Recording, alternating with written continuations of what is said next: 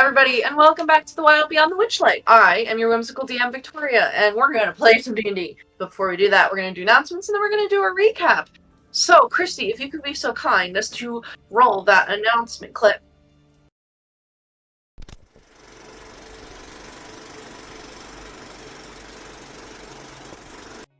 Good evening, and welcome to the show. Now, here's a word from our sponsors. Little Dragon Core is a Canadian-based dice company that supplies all kinds of cool tabletop gear.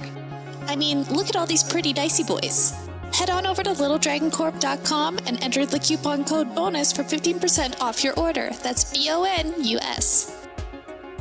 Cardboard Castle Games is a brick-and-mortar game store local to Evans, Georgia. They have a wide selection of tabletop gaming and other cool games like Magic the Gathering, Pokemon cards, and even Yu-Gi-Oh! You can visit them in-store and let them know that we sent you, or you can go visit their website at cardboardcastlegames.com. Also, big thanks to Syrinscape for the amazing atmospheric sounds and music. You can add these sounds and more to your game when you download the Syrinscape desktop or mobile app. The app is free and comes with 20 sound sets that are included to get you started. You don't even need to register. Go to Syrinscape.com to find out more. Thanks as well to Adrian Von Ziegler for providing some additional music that we use here on Thursday nights. He's a talented composer with great content usage rights, so go check out his YouTube and Patreon and support him if you can. Please check out our other games. We stream almost every day here at Probo. We have games for several of the major published 5e modules as well as homebrew games, and some of our games feature systems other than 5e, like Star Wars, Power Rangers, and Alien. Come watch all of our VODs over on our YouTube. You can also follow us on Twitter and Facebook. Don't forget, you can also support the channel by following, by subscribing, remembering to click the bell notification so you never miss another live stream, using channel emotes, and if you're an Amazon Prime user, you get a free subscription to Twitch every month.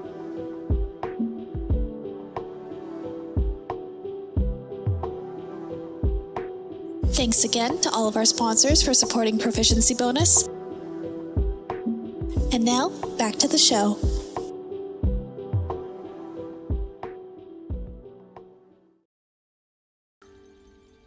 We're back! We'll discuss more of what we were talking about on break. But it's all good. Everything is fine. And you know, since everything's fine, we're gonna roll right into a recap. So, I'm gonna pass it over to our resident recapping Regal Really Good Bud Inc. Yeah, thank you, Victoria. Do you know what's not fine? Artificially instigated racial tensions. Oh. And that's what we learned more about last time on Wild Beyond the Witchlight. Oh. Racial microaggressions from a grandpa. A race war between the Fae. Ooh. As the party traveled from the Briganock mine to the standing stones of the Corrids, we became much more informed on what this ongoing feud between these two yawn races, yawn groups are dealing with. Each have been informed, most likely by servants of Endolin, that the opposite group are working with her. And their growing instigations between each other have sort of just led to this outright hostility as each one sort of would do something to anger the other in retaliation. So the party was able to meet some of the leaders of the Corrids, specifically of, I think, House Shale, and I'm sorry, what was the other house? The Queen Shale and Shaw. Yeah. Where the party attempted to explain that it seems that Endolin is playing these two groups against each other, most likely out of fear of them teaming up and retaliating against her directly. With some convincing from Aurum specifically, I think he kind of led the charge in sort of logicking their way through it. We have the Queen of Shale and the much more he's kind of submissive I don't really know how else to put it. Oh, Leader no. of Chalk, on side, they inform the party that while they would like to put the hostilities aside, at least temporarily, to deal with Endolin, the party would need the majority of the Korrid leaders to agree, of which there are quite a few, we learned. And each one seemingly dealing with their own problem, from missing family members to just wanting to be shown a feat of strength to be able to be convinced, missing heirlooms. So the party says that they will solve these various problems that the leaders of the Korrids are dealing with, to have them all return to council and see if they can get a majority approval to end the hostilities with the Briganox. And then the party may return to the Briganock mine, utilize the secret passage into Endolin's castle, and take this witch down. But that is where we left off. We have not gone after any of the other leaders as of yet. And I think it would be a great thing to maybe bring us back in with that list of tasks that we need to do. That is true. So, let's see. So, you would know that Budok of the Flint clan needs help with a mite infestation. Azel of Granite is known to be very, impressed by feats of strength and athleticism. You would know that Mazelda of Slate needs help getting a family heirloom. Yana of Basalt needs their clan, their young Korrids have gone missing. Like their children have all gone missing, so they need help with that. Okay, good. God, you would know that Noel of Obsidian has not been heard from for a while. No one's quite sure where he is or what's going on. And then Malo of Marble is known to be very artistic and needs to be if you're gonna get him to agree to this, you're gonna need to kind of meet him on that level, similar to how you'd have to probably do some kind of athletic feat to impress Azel of Granite. You need to do some kind of artistic feat to impress Malo of Marble. But you already have Queen Argentile of Shale and Jagu of Chalk. So you have 2. So if you get 3 or 4 more, you should you have enough Korrid leaders to hold quorum and decide what to do.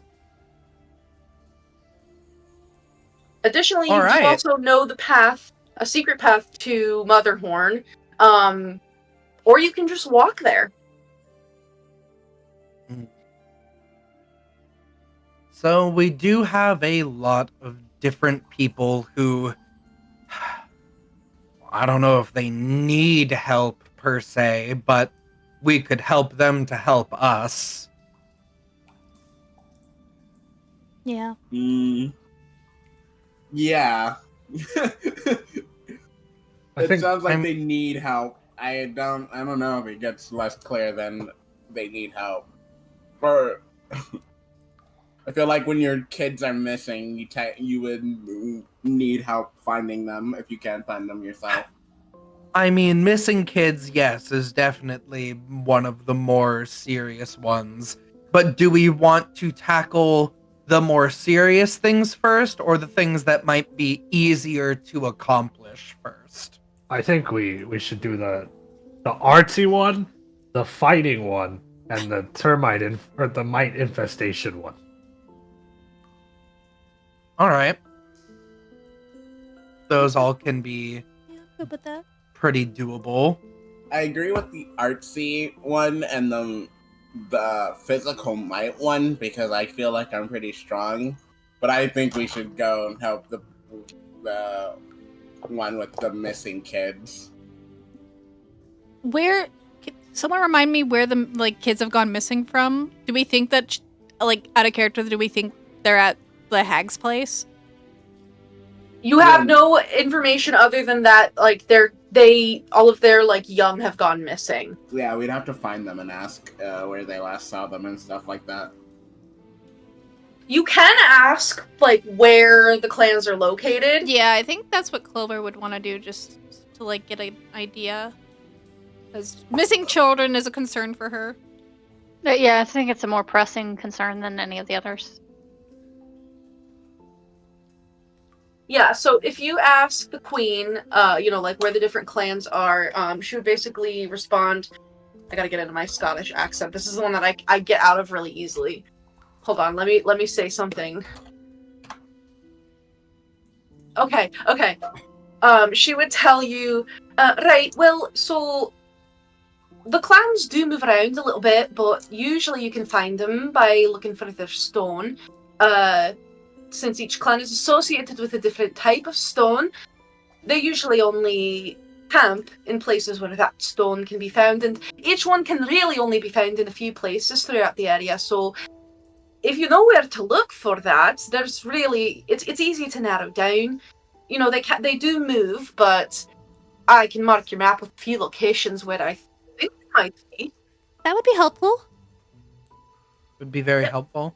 So your metaphorical map, or a description, if you would prefer, that she can give to you, could mark. Let me get. Oh, what is this? Go away. Roll20, why are you like this? Why are you doing this to me? Okay, Roll20's being sneaky. Wow. Hold on, I'm trying to make this one page, like, go away. It's just... There we go. Okay, so I'll do this yellow color to make it a little bit more visible. Test. Okay. So, my god. I'm not going to do that. That's too much work. I'm going to just draw. So, she would tell you that some different locations where you might find flint, or I'm going to put an F for flint. Hang on, let me put it on the map. An here. F. And then for granite, we shall do a G.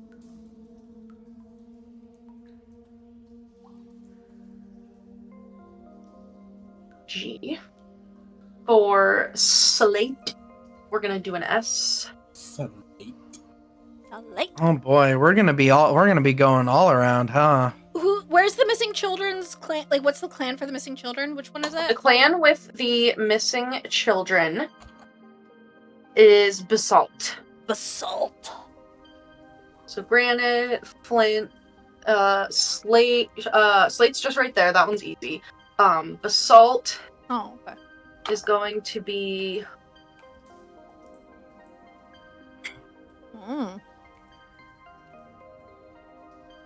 near the water. And then obsidian, we will do an O. Obsidian also, that one's a little bit tougher. No. Wait, where are they?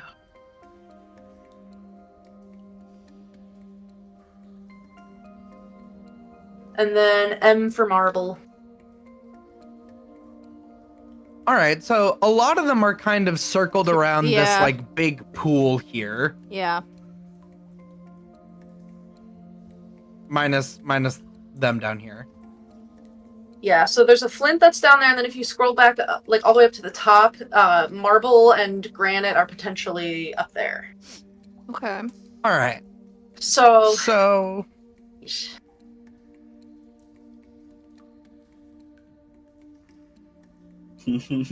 so maybe we tackle this more on the ones that we can encounter first. Yeah, that's fine by me. Okay.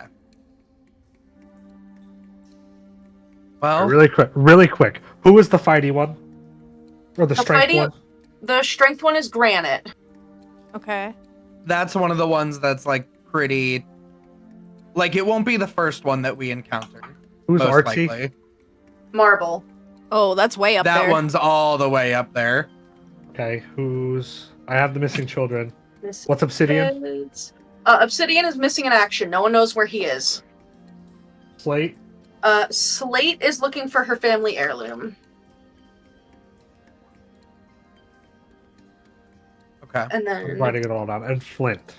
Flint has a mite infestation. Okay, there it is. Flint is the first one that we would meet.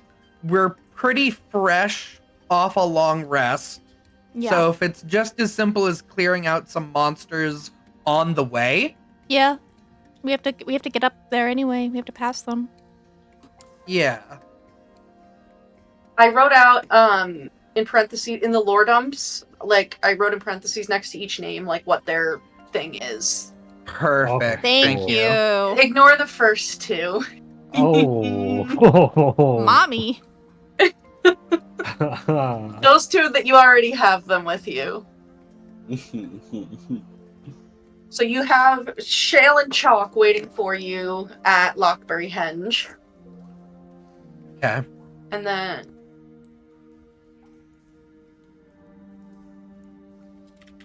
Okay.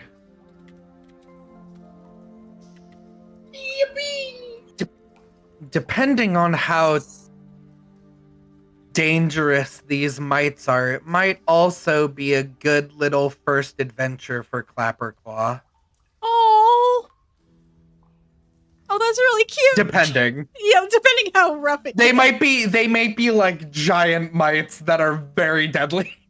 Or Clapperclaw, like, just upstages all of us and just wipes the floor with them. Clapperclaw is actually Clapperclaw's- worse than Clover. Yeah, really. I've met my match. Cause like I think about like mites bothering a bunch of stone people, and the first thing I think of is silverfish from Minecraft. And those things are horrible to deal with. I don't understand that reference. I'm sorry. It's just a mob from Minecraft. They hide in Oh. rocks and they're very annoying to deal with. Oh, Aw. They're little bugs. little Little bugs. stinkers. We could have Juniper fight too. Did they go So, or did they stay? okay, hold on. You guys have a lot of NPCs, and I'm slowly moving their tokens onto the map. Clapperclaw stayed with us, and then I believe the two little lovers have also stayed. Yeah, Pollinella Amador. and Amador are with you. Clapperclaw is with you. Gleam took Juniper back Right. to the mine. Okay. And I want to say Squirt also went with her.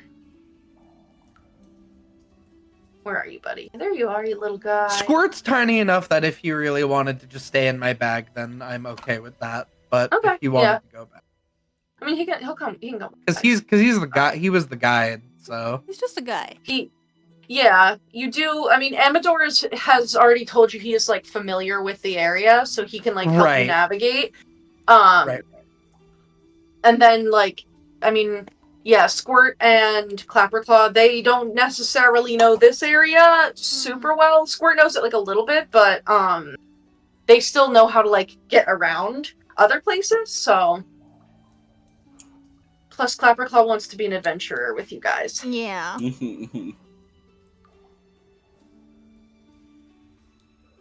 So, it sounded like you guys were gonna go over So- here first? Or are you going up to the upper lake first? Like up over here.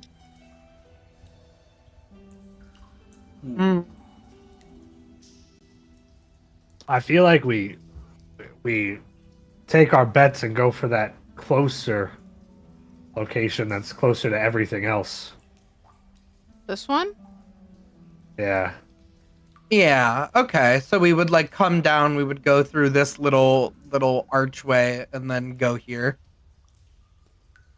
Okay. Yeah, I guess if we're going to the archway though, we could just stop We there. could just look to see if we see Yeah. signs of them. True, I didn't because even think maybe about the infestation is like here and not Right. here. Yeah. Okay. that. My brain is like straight line. No, we can't just. Well, I could, but you can't. Ego and Clover now can. Depending We on could how do far like that a doesn't like a fly. question mark and start at the bottom F and then go all the way up like in a Oh, we like make a circle almost, like. but go back down to the like the bottom, the second F to the right next to the first leg. Just do like a question mark symbol. You go like from there and then up and around. Yeah, then to the F F B O O O G B S.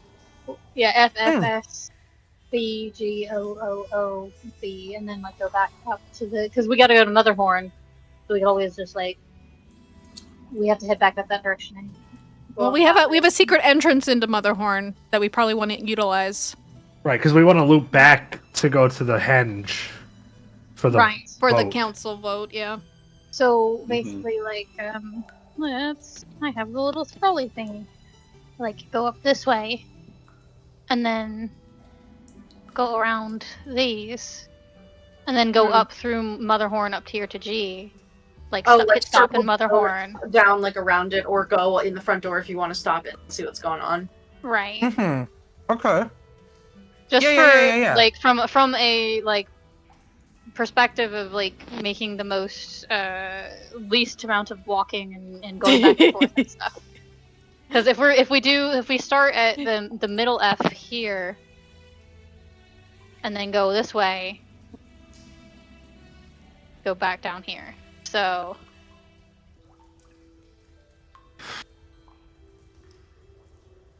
I see what you're saying, and I think that is what we should do. I think we should do your like question mark sort of shape. Okay, so start at the bottom F and then work up, or start at this middle F. The bottom F.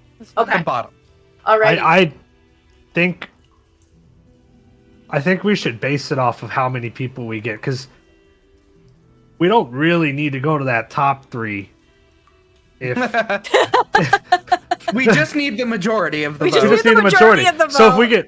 if we get F, S, B, and G, we can just leave. We don't even have to go up because the other people don't really need help. The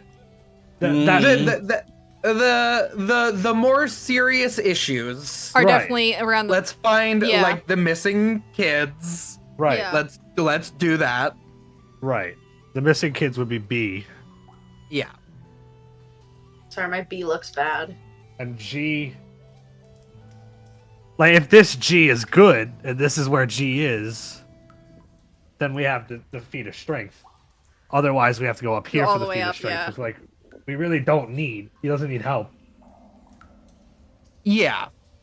Like an artistic feat is not as important Right. as missing children. Right. Yeah. So if we don't need to show a dude some really nice art, but we save some kids, I call that a win. Yeah. we're fine. Yeah. Yeah. Yeah. Okay, So, so let's do the lower one. Yeah. Yeah. I'm gonna need you guys to I'm gonna need different roles from a couple of you. Oh, so boy. from Raph, I need you to roll me a D100. Oh boy. We make this whole plan. We get hit with a tornado, and we just end up Again? somewhere random anyway. 5. Just 5? Yep. Oh my I'll be right Okay. back. I need my dice. That's a Yeah, divine that's- intervention. Yeah. Typically pretty good. Okay. And then I'm going to need from Ink a D100. Okay, another one.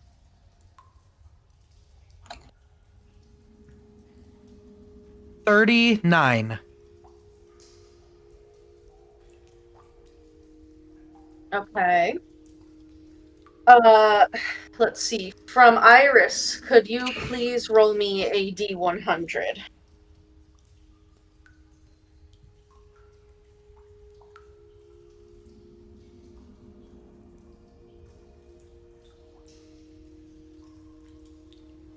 Uh, 45. Okay. We've not gotten anything over 50.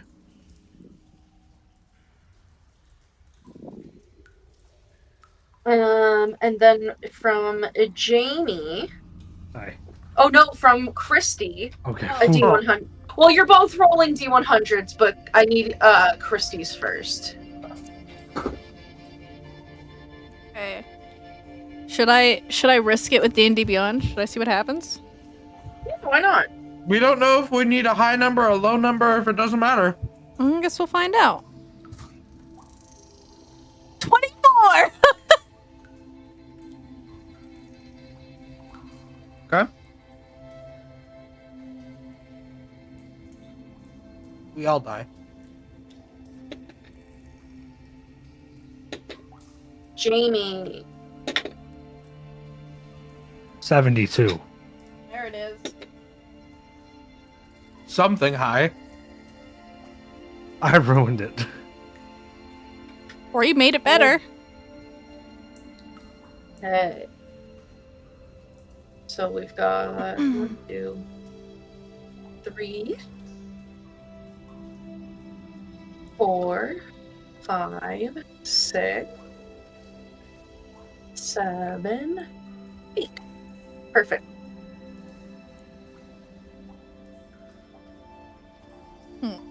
Freaky.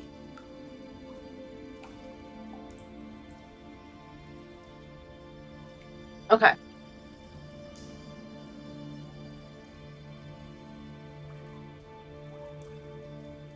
Alrighty. So is there anything else anyone wants to do? Any questions that you want to ask the Chorrid Queen? Anything that you want to say to each other? Or are you heading off I think we're heading off. towards this first lake down location down here? Mm-hmm. Mm-hmm. Yeah. Okay.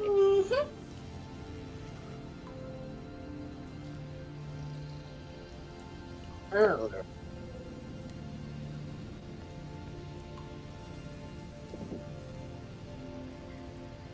Yeah, so you guys make your way down from the henge, and slowly but surely, through all of the wind and the lightning that you can see is striking these, like, golden,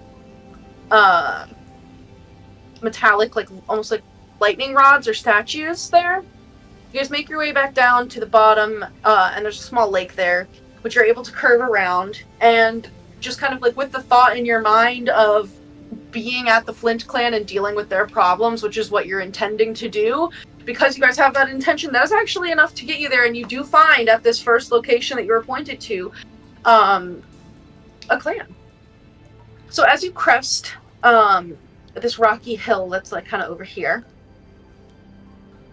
you hear the sounds of shouting and conflict. And as you get a little bit closer, you can see that there are two Chorrids rolling on the ground, bashing each other in the face with rocks. Oh my god. And then one of them begins to wrap the other in its thick black hair. Oh no. Let me change the music because this is a little bit like too peaceful. Yeah. Can we hear what they're arguing about? Oh. Oh shit. So they're just like yelling at each other, and it's like a mix of a lot of different languages. Like you're getting, for anybody who knows Primordial, like they're speaking Primordial.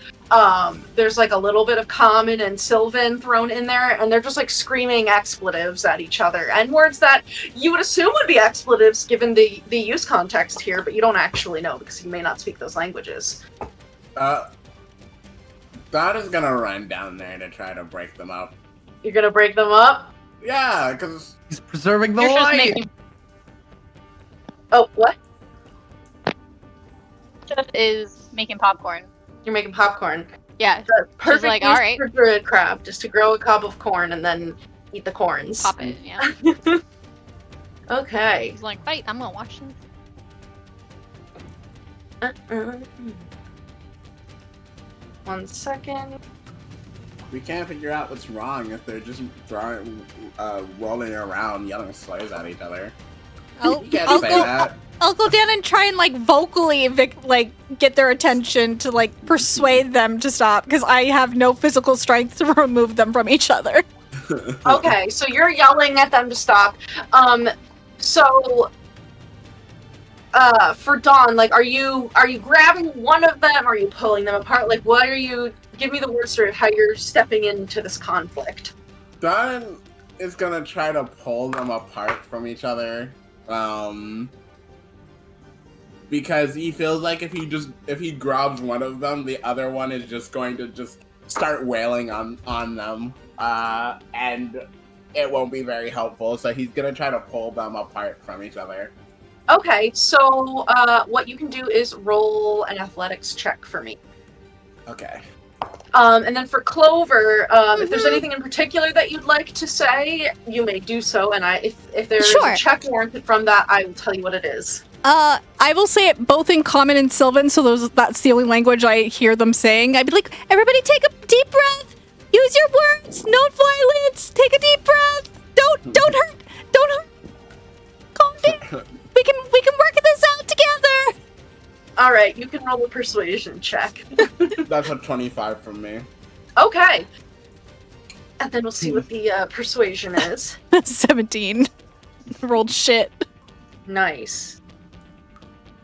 Okay. So, Clover, as you're, like, yelling this while you're flying down, you can see that the two cords, like, the one has the other, like, choked out with his hair. Oh my The one god. that's, like, being choked out is, like, fish hooking that cord, so they're just, like, fully tangled, and you say that, and they both stop for a moment and kind of, like, listen to what you're saying, and then they see Dawn just, like, this, like, metal bullet running over, and they both just, like, look up at him and stop, and, like, it takes almost, I mean, you very forcefully pull them apart, Dawn, but they were, like, so shocked by your, like, approach that they just, like, stopped fighting.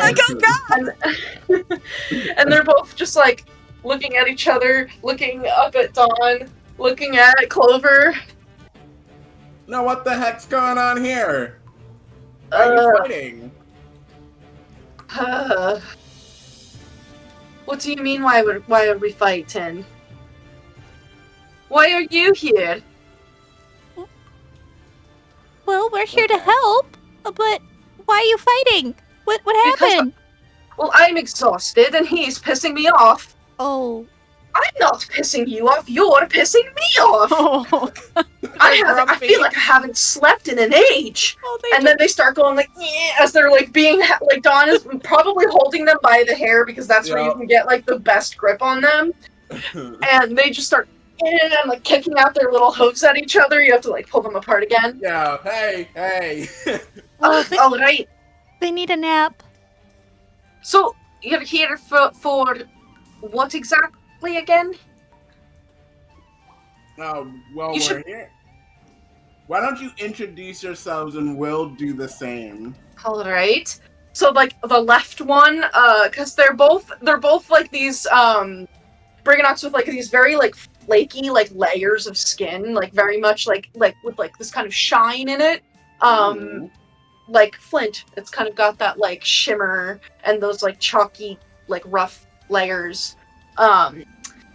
They look at each other and they look up at you, Dawn, and they're like, alright, I'm Rook, the one on the left, and then the one on the right says, I'm Shattuck. Hi. Alright. We're just very tired, alright? But if you're here for any sort of meeting on behalf of the Flint clan, you probably need to be talking to Budok. Where are they? Over there. We can walk you to him. Yeah. And you can see they, like, point to, like, there's, like, a little dwelling that's kind of nestled into, like, the, side of this, like, mountain, that is also made of flint stone. We appreciate it. You really shouldn't just be fighting out in the middle of nowhere, though. Rook, like, kind of sneers and he's like, alright, goody two-shoes. That's easy enough to say when you're all bright-eyed, bushy-tailed, and well-rested by the looks of ya. Why are you tired? Because we're being harassed. You should ask Budok about it. He can explain it a lot better. Alright. Come on. Oh. Don't look at me like that, he says to, like, the other one. The other one's like, I wasn't even looking at you, but now I am. Look! And is Dawn putting them down so they can like lead us? No. Dawn is just walking in the direction. He has them under his arms. like that. Doing the dad with the toddler kicking. Yep. Yeah, so, and they keep, like, the arguing, like, kicks back up, and they're like, well, you know what? Your mother was uglier than a hag. Whoa. And so was your sister, and she still wanted me. And then they're just, like, going up and, like, arguing with each other. And as you begin to approach this dwelling, you can see that this elder, Kored, hobbles out, and is, like, looking around to see, like, where the fighting is, lets out, like, a big yawn, and is like, well, of course you two have gotten yourselves into trouble. Travelers, welcome, although I wish I could say it with a bit more excitement. Yeah, I heard things aren't very peachy keen over here. You're being harassed? Yeah, we are.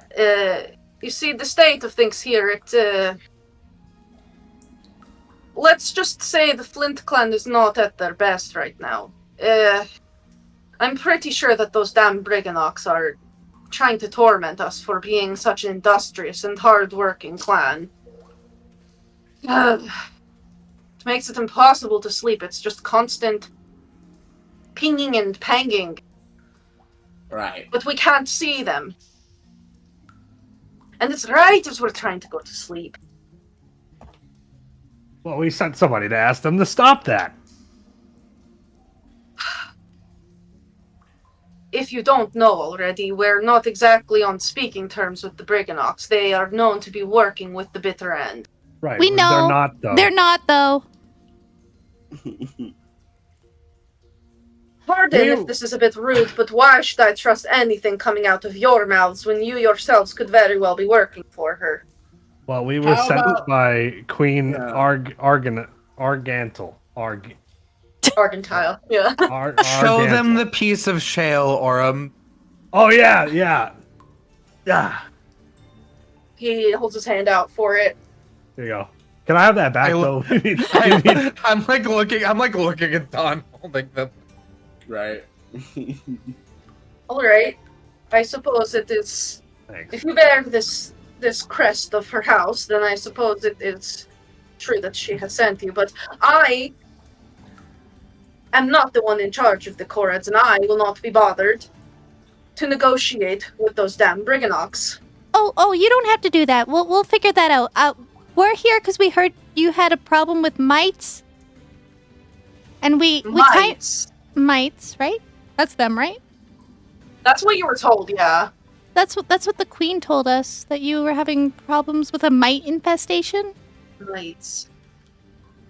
Oh, you know, maybe she's referring to they're a kind of a different kind of Briganok. Oh boy. I'm not really sure. They're usually the Briganoks aren't this tricksy. Okay. So we think this might be a new kind.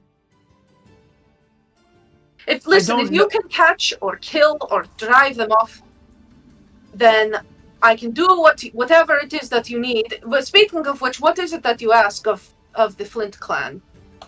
We have a lot of work to do. Well, we want to have a council vote so we can go kill the hag together. With the help of the Koreds. Yeah, like we all work together and kill her. Everybody working together, and then there's a big party afterwards. And then there's a big party afterwards. I'm very excited about the party.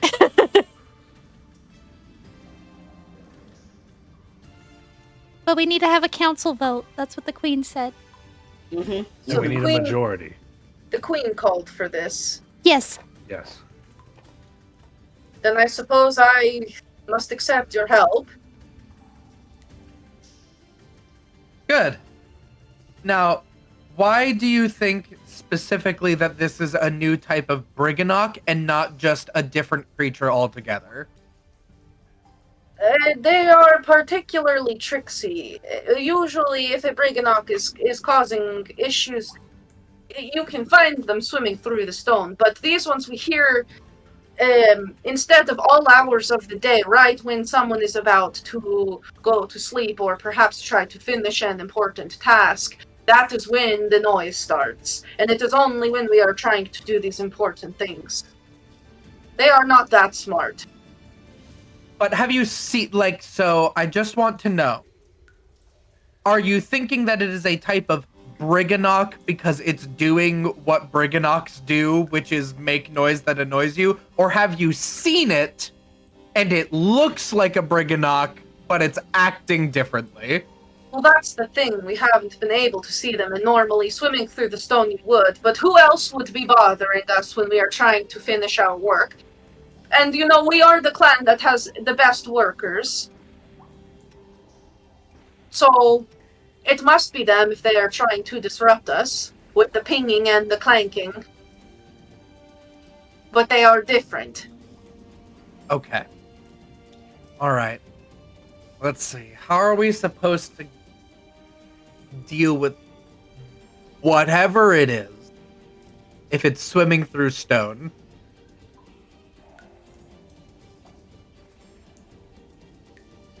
We can try to catch it on its way out. Like a trap? Yeah, if they swim through stone, I'm assuming swimming through stone is the only thing they can swim through. So if we remove them from the stone, then where can they go? Okay. I'm also assuming that they can't make the noises while they're inside the stone, so they would have to at least poke their head out, right? If we set a trap, we can grab them and maybe yank them.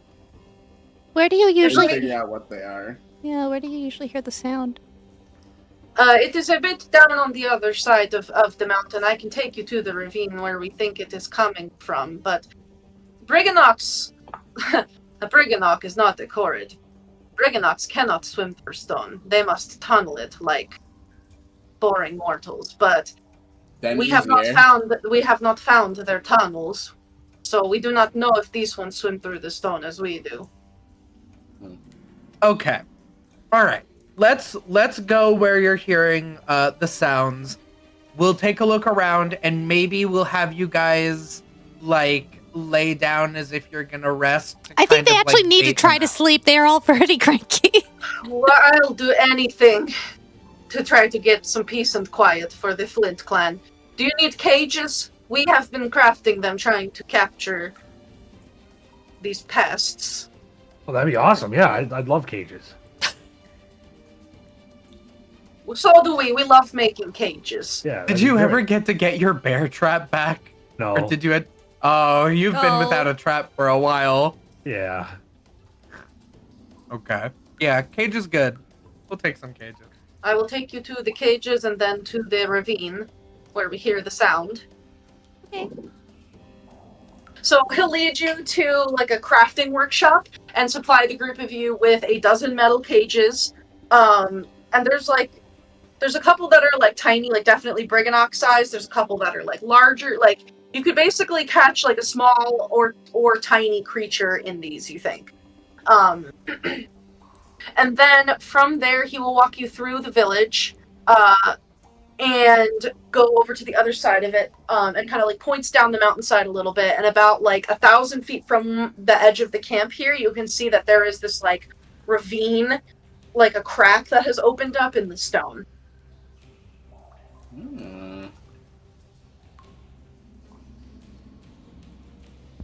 Eerie. All right. I guess everybody should go try to sleep while we figure this out. Alright, let me... Things. Feel free to roleplay amongst yourselves for a moment. Should I drop a torch down there? Maybe. Maybe. We can see how deep it is. Sure. It might be a good idea, but if there's anything hiding in there, it would probably let us know that we're looking to come down. Right. True. Be nice if we could like try and pinpoint the noise. BRB. We could fish with the cages. I don't think they're that dumb. You know, normally you lure something with bait because they're stupid and see food and don't think about much else. Well, the Briganocks were really hungry, though. So maybe if they see food, they'll be too...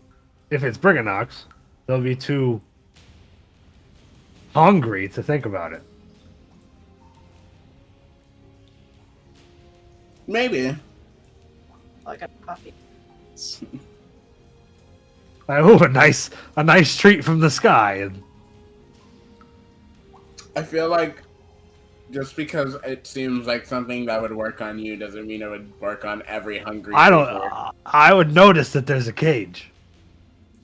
I don't know if I believe you. I would. I would definitely notice if there was a cage there.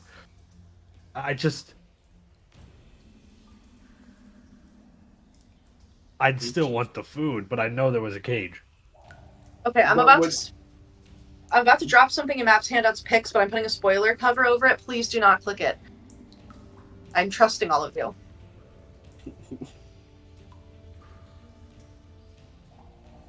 I'm about to put 18 gold bars right in front of you. Please don't grab them. I believe in your guys' ability to edge. I'm touching it. I'm touching it. Please don't touch it. I'm touching it right now. Why did you say edge? Touching it. Like, I feel like there are a lot of word choices you could have used there that wasn't edge.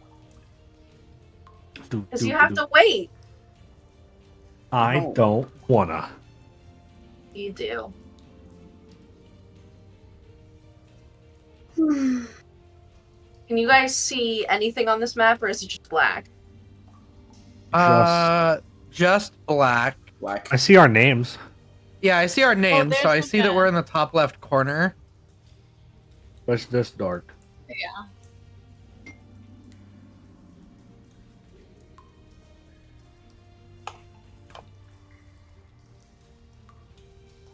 Yes. There. Okay.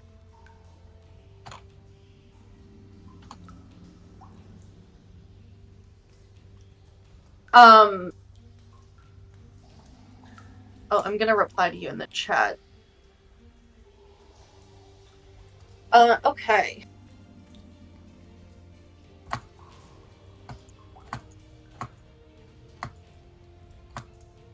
So, alright, this little piece is associated with it.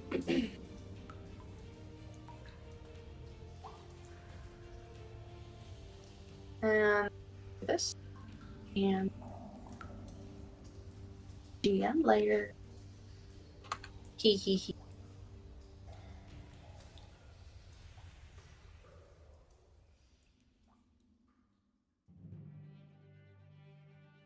And layer. Okay. So, thank you for your patience.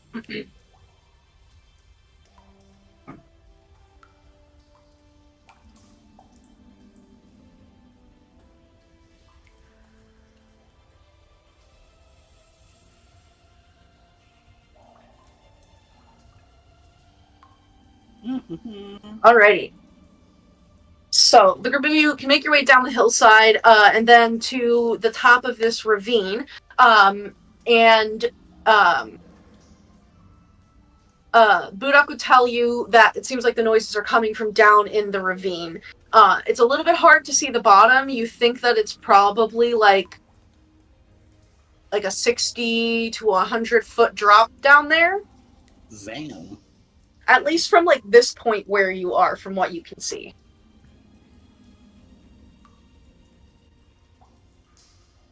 Where are we gonna get down? We just climb. We have the unicorn as well. Oh right, I forgot about the unicorn.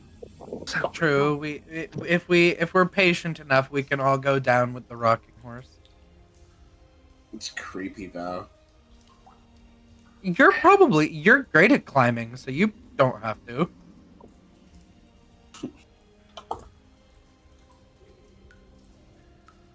can't argue with that. Yeah, I am pretty good at climbing. I recognize where my weaknesses lie, and that is in attempting to traverse vertical spaces. So, yeah, you're at a bit of a disadvantage because you're too small to reach between each rock that you need to grab anyway. we didn't need to go into specifics. Plus, your legs aren't very powerful either. They're pretty scrawny from what I've seen. Oh my So god. it's not like you can jump very far if you needed to. Are we doing a roast? Is that what's going on right now? I don't No, know. I'm just explaining why Ego can't climb. Well, I think that my body is perfect for me and has many hidden talents. Well, I wasn't That saying. you- Yeah, And you climbing have isn't your one broom of as the well. talents. Climbing is, I do have my broom, but I'm also trying to conserve magic in case we need to destroy terrible creatures of darkness. So I will accept my weaknesses and I will ride on the rocking horse. Thank you. Okay. And I will so, look very gloomy and dark while doing so. So are you guys like doubling up on the rocking horse? How are you like getting it back up when somebody is down? Oh, yeah.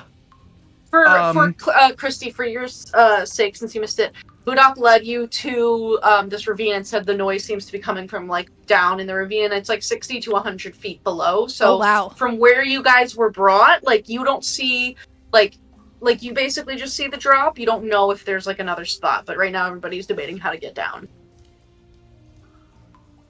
Well, who's the strongest? Me. You could just send them down first. Yeah, you could send. We could send you down first, and then you could just throw the rocking horse back up. It floats, so like maybe you could like do a floating throwing combo thing. I don't know if I can throw the rocking horse 100 feet up. I can fly, so I could like do it bring together. I could I fly it back up? That would be tough because that's a pretty large object. I believe it's meant to be like a mount for a creature, so it's like a large size rocking horse. And you like as a fairy, like you can't wear like armor and also fly. So that would be tough because that's very large. You could fly it back up. You could ride it back up. That's what I mean. You know, like, that's what Oh yeah. If you're Like, gonna if I ride go- it instead of like if it She could takes ride it Dawn back up down, and then I can climb ride it back herself up, down. and then like I could like yeah, ride it like you back can up for fly- everybody. You can fly to escort it down and then ride it back. I thought you meant carry it. And I was like, Oh, that's sorry, not gonna no. work. But if you, I'm if like, you were doesn't to- it fly? Doesn't it hover? yeah, Okay. if you ride it, you can take it back up to the next person if you want Okay, to then do yeah, that. I'll be the chaperone for when it's at the bottom. Okay, and what order would you guys like to go down in? I will volunteer to go down first. Okay. So it doesn't take very long to get down there and then have Clover hop back up on the rocking horse. It takes a couple minutes to get like everybody down, and Juniper's probably gonna stay up top. Clapperclaw would love to go down with you guys. Squirt is in Ego's pocket. Do When I you go let down- Clapperclaw come too, or? I'm fine letting him come too, but before he starts on his way down, I'm going to Divine Sense to see if there's anything immediately around us. Yeah, for sure. You definitely can. Okay, I need this music to chill. Wait. It's not gonna work out very well, but might as well try. Yeah, no, you totally can. So you cast. Well, do you want to describe how you do like divine sense, like what that looks like, or do you want me to tell you? You can tell me. Okay, so you close your eyes for a second and listen, and it is like dead quiet down here. You could hear a pin drop, but you're still able to cast your senses out around you, and you feel this like faint gust of wind that was definitely not there. It was not windy down there when you got there, but as you do this, you feel this breeze swirl all around you, and it casts out these like little dandelion seeds all throughout that range, and they like sprout up and become like these little dandelions in the crag. And you would know that like if you were to be picking up a ping from something, the dandelions would basically be able to like whisper that to you, like on the wind. What kind of creatures can you sense? It's just celestial, fiend, and undead, unfortunately. So if there are any fey creatures down here that are hiding particularly close, I wouldn't be able to sense them. Yeah, so you do not detect any of those kinds of creatures, and just as quickly as the wind showed up and cast out those magical seeds, the magic fades, and you do not hear any whispers from the dandelions. Got it. I'll still keep myself on guard, but you can come down. I'm not objecting to it. Okay. So after a few minutes, the group of you can make your way down, and you can see these large, craggy rocks jut out of the ravine in this mountainside, like all around. And the air, again, dead quiet, completely still. Could I do primeval awareness? Sure, what does that do? I can sense or see whether there are any aberrations, celestials, dragons, elementals, fey, fiends, or undead within 1 mile of me, but I don't get their location. Okay. So, yes. Unfortunately, there is also a Cord village, about 1,000 feet. Well, now it's like 1,100 feet away, roughly.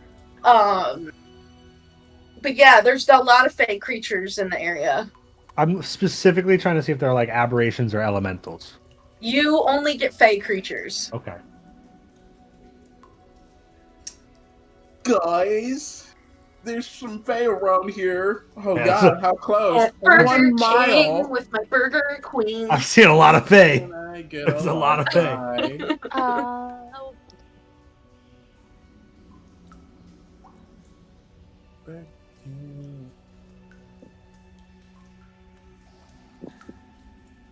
I want to wait until we hear noise. I have a thing. I think there's something I could try, but I want to like get closer to the sound. 'Cause, like I don't want to just waste it. Okay. So I can do a thing if we want to give everyone advantage on perception checks for a bit. Wow, I don't know what a perception check is, but I do like seeing. No, I'm joking. Yeah, I can create a little guy to help us sort of look around some. I can do a detect thoughts to see like invisible creatures or if they're within 2 feet of rock, but it needs to be within 30 feet, so I want to get closer to the noise. Okay. Just measuring something. So, I have all of your tokens here. Can you guys see them? Yes. Yes. Are you able to move them? Yes. Yeah. Okay. Can you guys place yourselves for me wherever you would like to be in this ravine? You have a lot of space, so you can be wherever you want. Yeah, I don't think that I've. Did we when we descended? Was that from this rock in the top corner? Yeah, you basically landed like in this like little U-shaped like ditch that's here. All right. It's like basically like an edge. Like this is like an edge. I'm probably here. Okay. Like at the back. Because Ego doesn't really have any detecting magic. Nana is standing next to Clapperclaw to make sure that they don't die violently. Yeah, and Clapperclaw will go right there with you. Put him up there. Can I set a little cage trap right here? You sure can. Perfect. Polynella, go. Oh my god, Polynella, no! Polynella, you're huge! Stop this. Okay, well, Colonel's just a big bee, a big humming bumble now. Over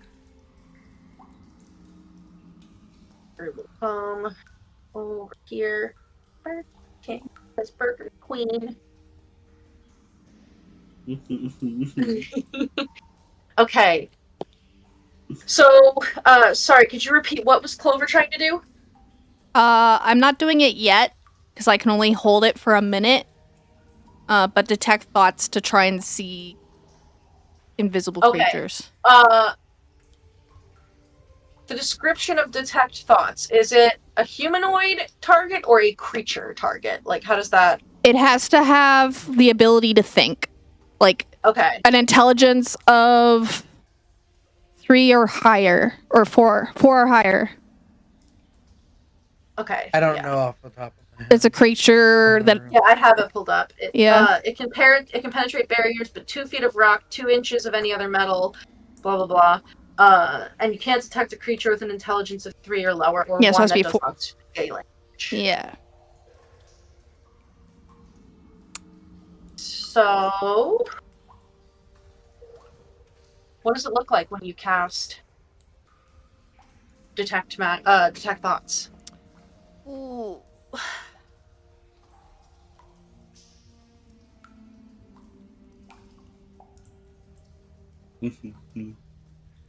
I think it starts with like her detect magic eyes, but then you kind of like see like a vibrational like magnetic wave, kind of like a black hole like event horizon, kind of like start out from her head, and it kind of pulses.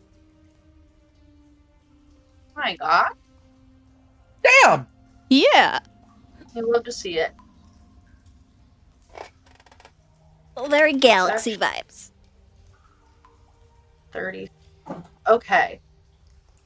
Yeah, so you cast your awareness out, and you can see that, like, as you cast this, like, black hole, like, galactic mental energy out, in your mind, it's almost like echolocation on, like, a bat, where, like, you were seeing in your mind's eye the shape of the terrain and everything around you for a moment.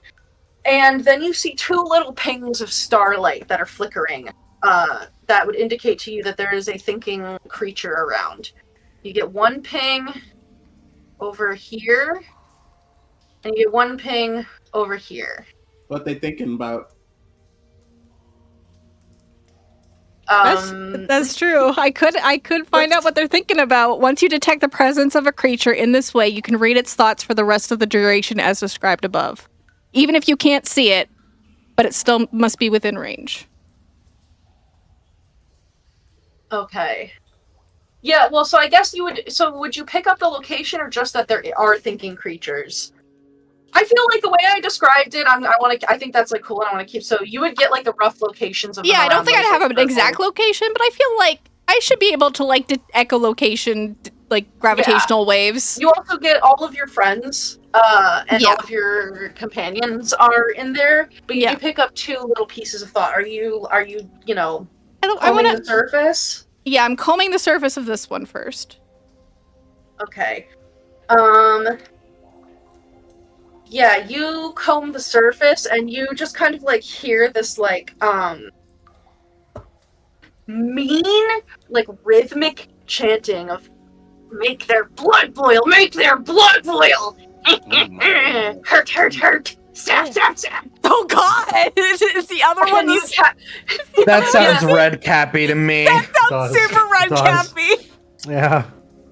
You cast your thought out to the other one, like over here, the one that's like the circle that's a little bit closer to you. Like you move to that one, and you actually hear a little voice, "Big golden mane, I shoots you. May your blood boil." Or you feel like hot, like your body begins to like feel hot. Is it hot down here? Is it anybody else? Oh God. Clover, you start to feel hot too. Shit! They're hexing us! I'll point out the directions where I see them! or hear them. They're talking about I'm running stabbing over. and making people's blood boil. I'm gonna fly. All right. Yeah. Well, if they know that we're here, then let's start exposing them. Yeah. Trot, Yeah. trot. I'll fly above. I'll be in between the two and just fly above. Okay. So, if you guys are anybody who's looking for anything can roll a perception check. Yes, I will do that. Saoirse, do we want to proc that, or do you want to save it for the perception? Or do you want to save it for, healing? The healing one. Well, Because she would notify you. I mean, it also gives you advantage on, attack. Oh. Let's see. Makes an attack roll against a target in the spirit's aura. You can use your reaction to grant advantage to the attack roll. So I can use my reaction to give people advantage on attack rolls as well as doing perception checks. But I mean, I also have the unicorn one that helps with healing. Yeah, that's and I have the bear one that helps with strength and gives you temporary hit points. So I mean, it's all good. I get it back on a short rest. So should we do the perception or keep for healing? Because, Clover would definitely tell you to proc one of your spirits. Ego, you're starting to get kind of sweaty. Feeling kind of hot. I'm looking. I would like the perception. We need to find them first. Perception. I'm looking. Do it. Yeah. Okay. That spirit, please. I think the spirit that I use for perception, it would be a little Tresem. So you see that a little winged cat kind of forms out of little vines and stuff. Cute. She's got very Figaro, very cute, cartoony kind of features. Oh. And then her wings are I think they're all leaves and flowers and vines and stuff. Yeah, cute. So we have advantage. I appreciate that advantage. So the hawk, that spirit you get advantage. Wait. Can I get Luna to detect invisibility? Yes, you can. I forgot she had. For ego, you need to subtract a d6 from that roll.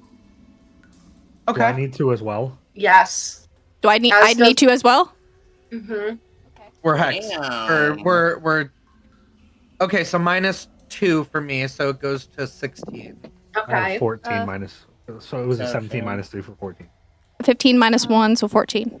I got all 5 advantage. 19 plus 4, so 23 for Saoirse. Okay. So.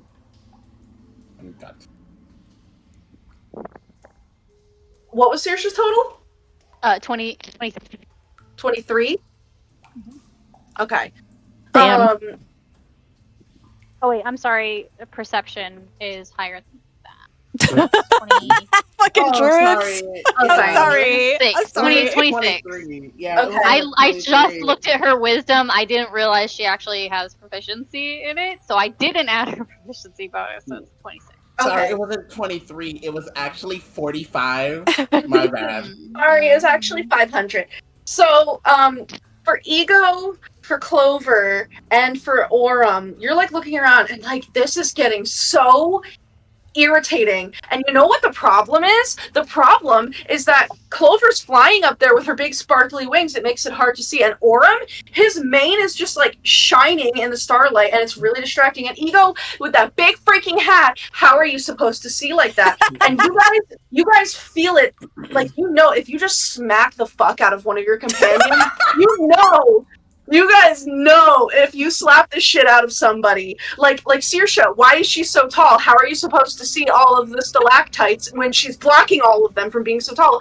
And Dawn just keeps clanging, so forget all the light reflecting off of him. He's just so loud, he's gonna scare all of them away. And then Clapperclaw, oh my gosh, what an idiot. Amador, he's just like drunk in love. Pollinella is a freaking bird, and Squirt is useless. And you just know that if you guys were to just smack up one of your traveling companions, you'd be able to you'd just be better if they would just get some sense smacked into them.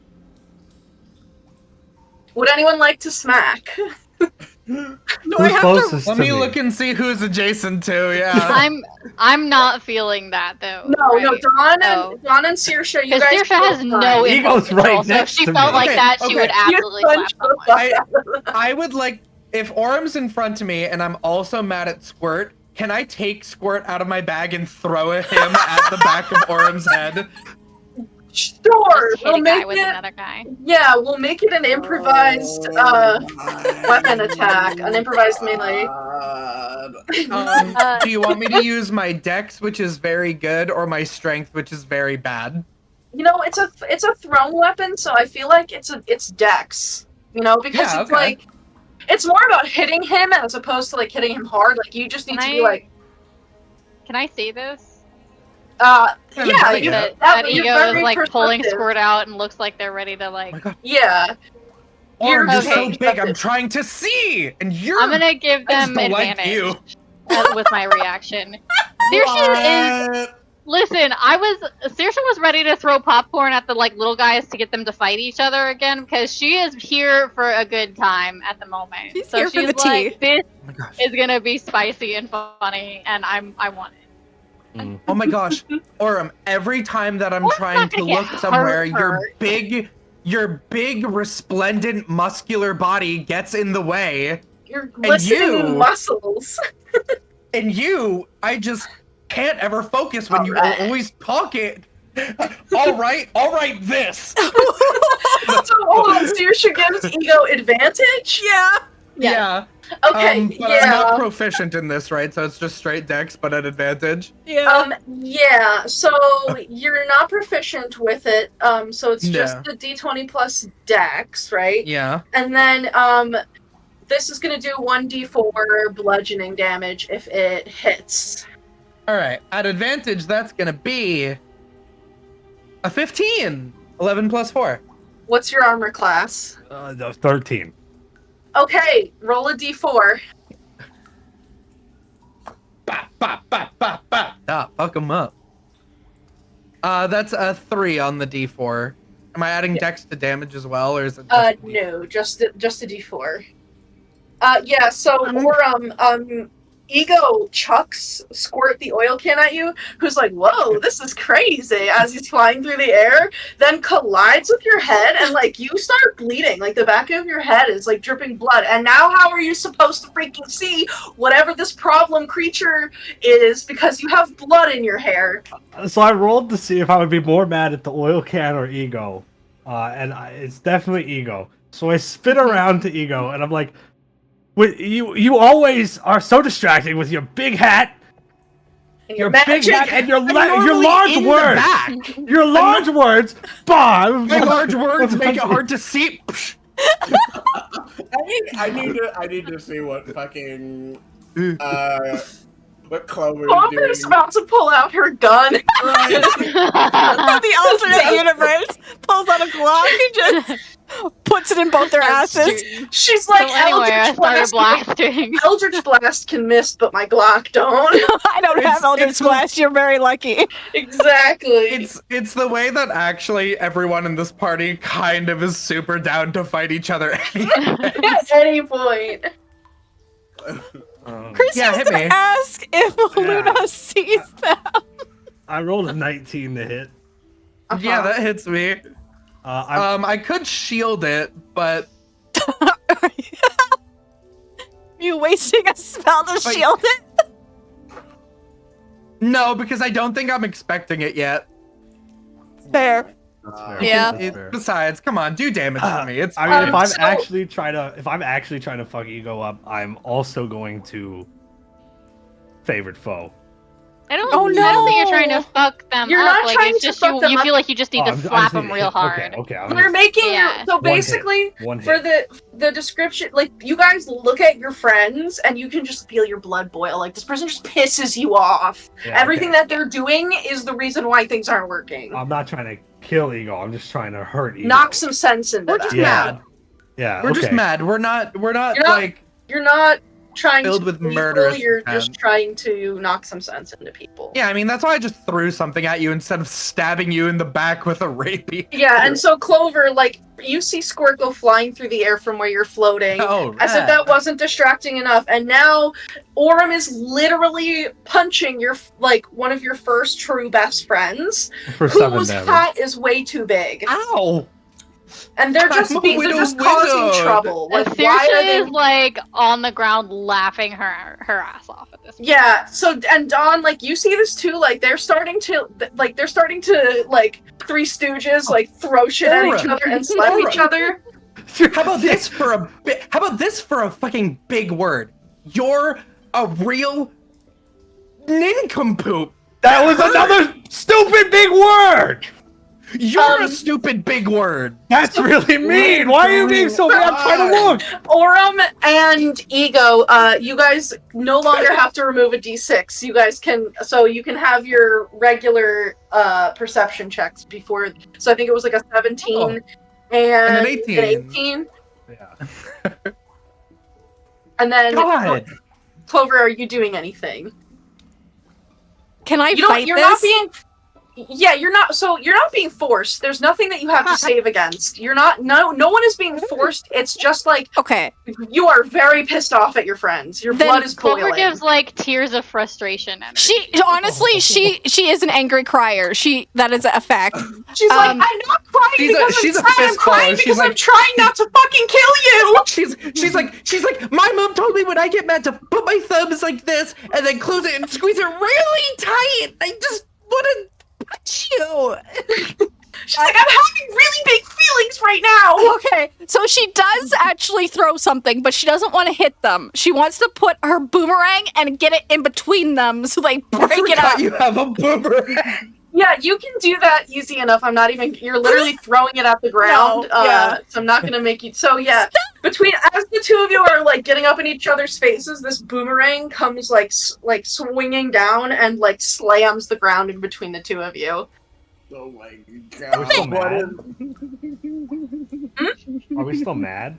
Yeah, If you we guys get are our still perception mad, check but back? you Okay. feel if you guys do, basically like the mechanics of it to make it more clear, you're not being forced to attack. There's nothing that you need to save against, but your characters have this overwhelming urge to just like smack some sense into your companions because they make your blood boil. If you do that, you don't have to remove a d6 from I see. From your perception check. But I they see. still make your blood boil? They Yeah. still piss you off, but like it's relieved enough that it's not distracting because that d6 minus represents that Ow. you're basically like distracted by Got it. how irritated you are with your friends. But like it's still there. That feeling is still there. It's just alleviated for a little bit. Luna, fight them! They're fucking us up! Just move. Just Are move, you just done? Move. Are you done? You Just started. move. Just You literally threw move. an oil can at me. You got in front of me. Okay, I'm just Oh, trying was to. Why Look did I throw over at there, it. by the way? Yeah.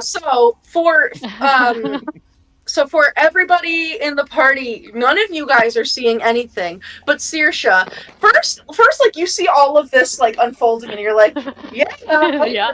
nice. Like I haven't seen a good like friend fight like this Yeah. since like the last like whatever banquet. And granted, Yeah. that was like only a couple weeks ago before I started on this journey, but that's like forever.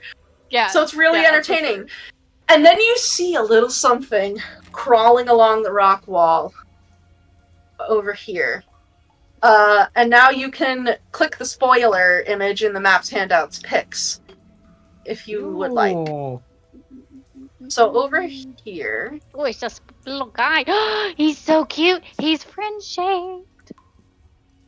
over here you see this like little critter is like scurrying along. He's like a little wingless bat. Yeah, he's like scurrying along the walls there. And oops. And he's pretty small. He's like maybe like 1 or 2 feet like tall, but he's like climbing along the walls, and you hear like what languages does Saoirse speak? Sylvan, Common, anything else? Elvish? Druidic and Elvish Uh, and Gnomish. Okay. So, you see this little creature that's like crawling along the walls, and it is very well hidden. You almost didn't see it. But there's this little flash of like purple on the stone that's like not quite right. And so you see that it's like climbing closer and like slowly coming over to like look at you guys. And it like comes I throw down on popcorn at it. it comes down onto the ground and then like walks over. Oh my god, I just made him down. And it's like it comes up and is basically on a stalagmite, like looking down at you from up top here. And so then you throw a popcorn at it, and yeah, so you throw like a little popcorn kernel at it, and it like realizes that you see it. And so you hear it like utter this horrible, nasty little screech in a mix of Sylvan and another language that like it sounds a little bit like Elven and a little bit like you said you knew Gnomish. Mm-hmm. It's like those, except it's not either of them. It's another language that you're not super familiar with. And it says this, and you start to feel kind of hot, and you're starting to feel a little bit angry too. But because you could see it when it did this to you, you are now aware of its location, like, even as it starts to, like, run away after it does this to you. So we're switching to summer. Yeah, you're mad, and you're, like, and it's, again, like, you're pissed off at your friends. Like, this stupid humming bumble won't stop fluttering around. And you know what, Amador, like, dandelions, like, there are way cooler flowers that you know in the spring court than a freaking dandelion with a sword.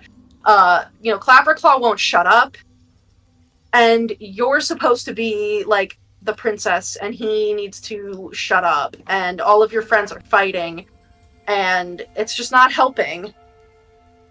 But I know that it's this guy causing it. You can sense that, yes, like, okay, so, like, he whispers this thing, you start to feel, like, hot and sweaty, and, like, your blood is boiling with anger, and because of that, you are aware of where he is, almost as if, like, in exchange for this being hexed, you get a hunter's mark on him. Like, you're aware of where he is, kind of thing. So you would... I'm gonna cast Fairy Fire on him. Okay. Cool.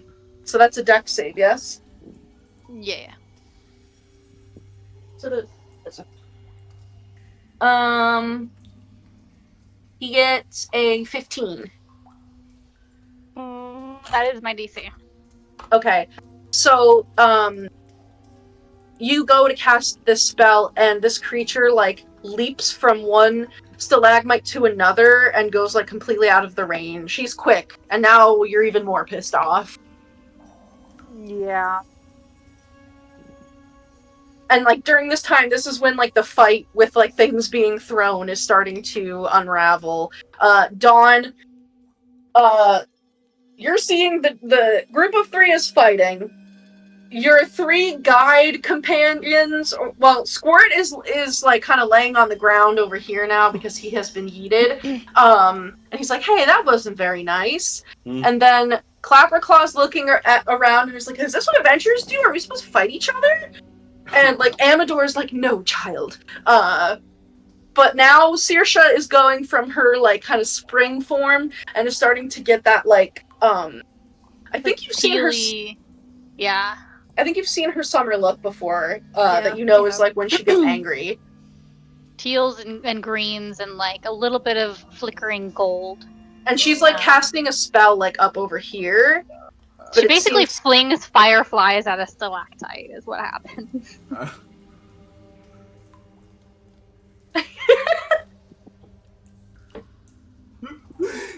You know what? I have an image that perfectly encapsulates how Don feels in this moment. Hold on. I have Because a he's feeling like- I know which one it is. Yeah, because he's like, what the fuck is going on? Yep. Yeah.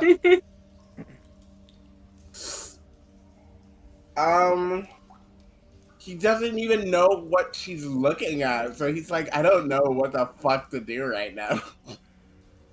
Everybody's fighting with each other where we need to be like focusing on. Well, Saoirse did say like the bad guys are over there. Like she was pointing to Yeah, and where they're at. yeah, you would also see. I'll put them on the token layer. You would see these guys too. And you would see there's another guy here that's creeping over, and there's a guy here that's creeping over. And like as you can kind of like see them, because imagine that it's like mostly open floor, and like some of these guys are up on like stalactites and stuff, like they're above. And you can see that like this one here is has its eyes on Ego and is like doing like a mean little cackle to itself.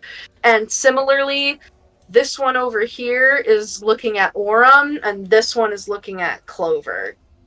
This one over here is looking at you, and you can see this one is creeping closer, like climbing along the walls to try to get a look at like who else in your party is there. So you can point them out for Dawn.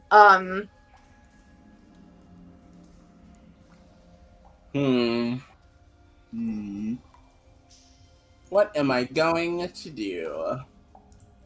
And how high up are they, if they're up high?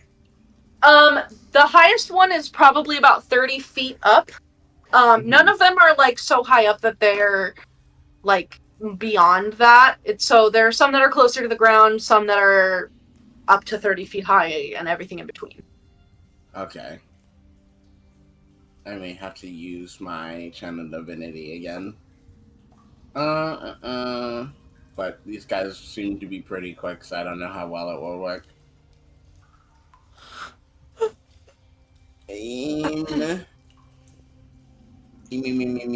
Let's see. What about the other one?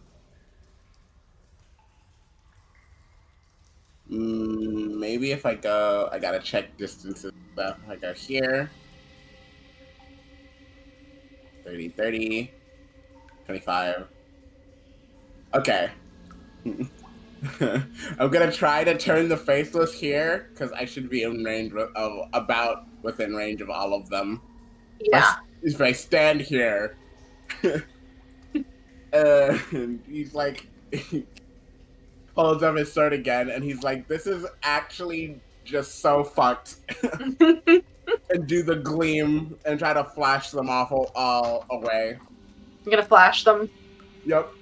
Awesome. Okay, so they need to make a wisdom saving throw? Yep. Okay. So they have... Okay. So for the closest guy... 12. Fail. I'm gonna put a little mark. For this guy, we're gonna go clockwise here. 10. Fail. For this guy, 13. Fail. For this guy down here, 6. Fail. And for this guy over here, 9. They all fail. Oh my god. We're not very wise creatures. So you basically, he flashes his sword, and it makes this sort of like, shadow go across like the walls and stuff and stretch outwards in his direction. And they get these feelings of like these like stern parental eyes, like when you're like getting in trouble for like instigating your siblings or something, and you just feel your parents walk up behind you.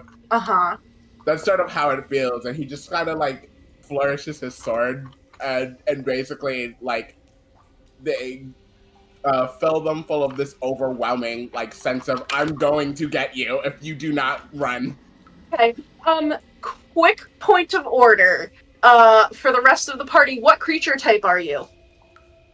Because it does specify any Fae or Fiend within 30 feet that can hear you. So if any of you who are Fae also need to make a wisdom saving throw.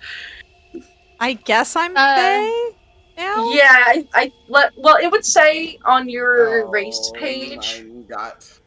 I want to say Ego's a Fae. I'm 100% a Fae.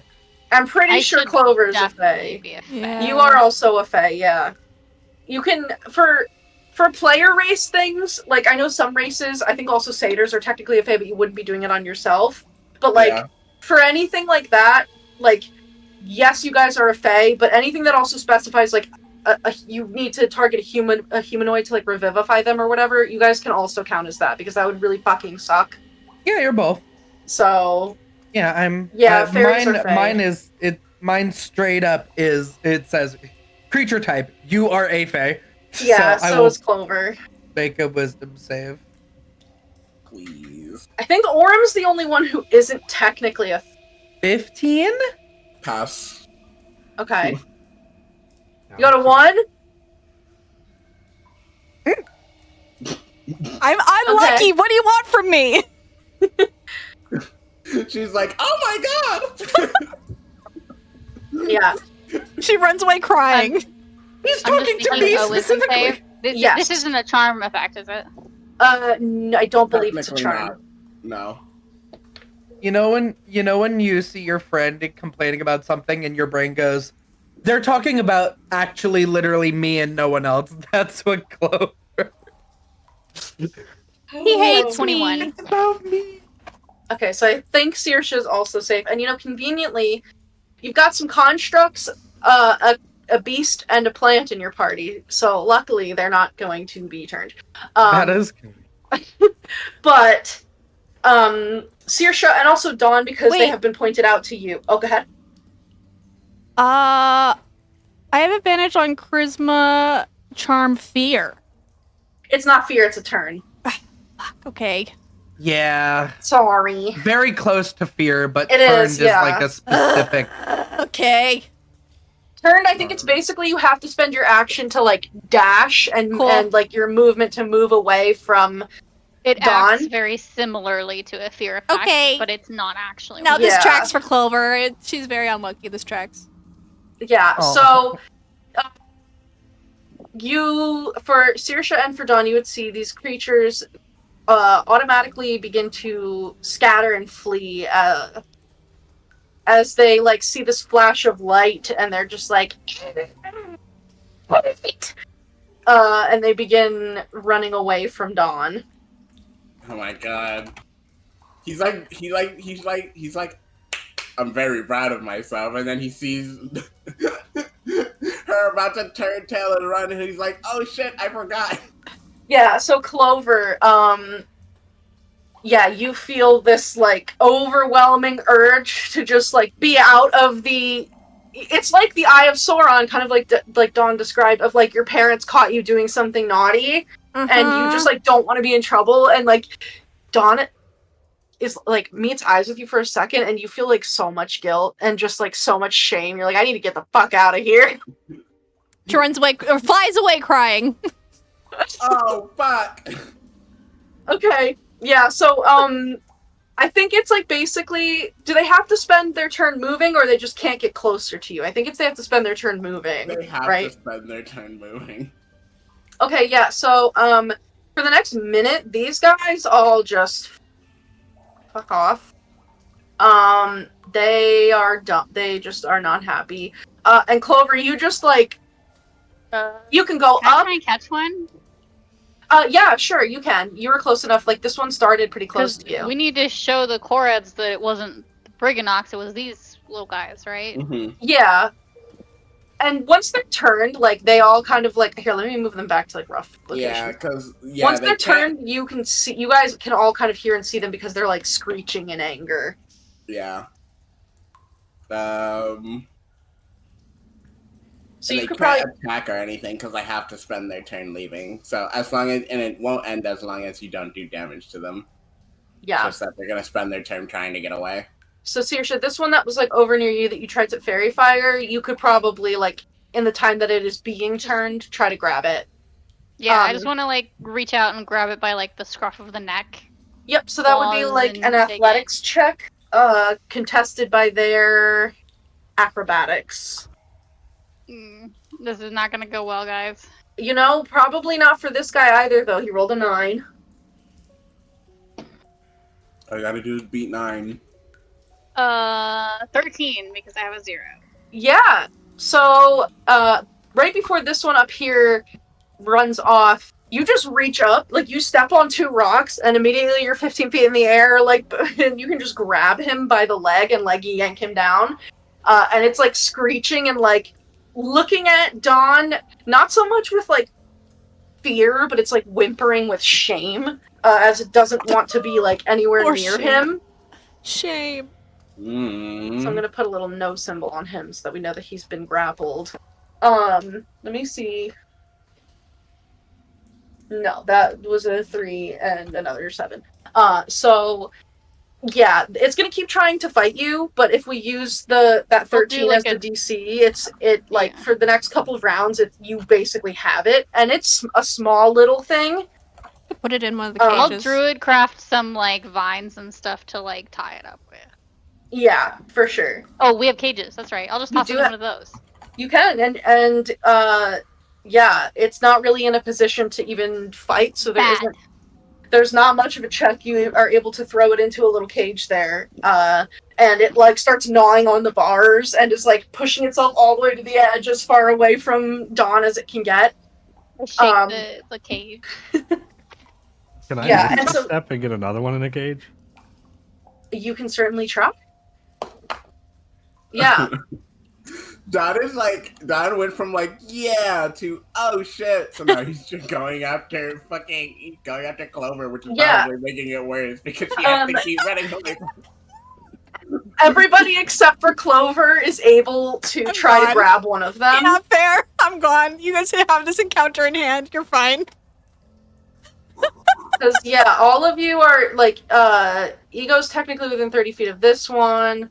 Aurum is within 30 feet of that one. Dawn can grab that one there.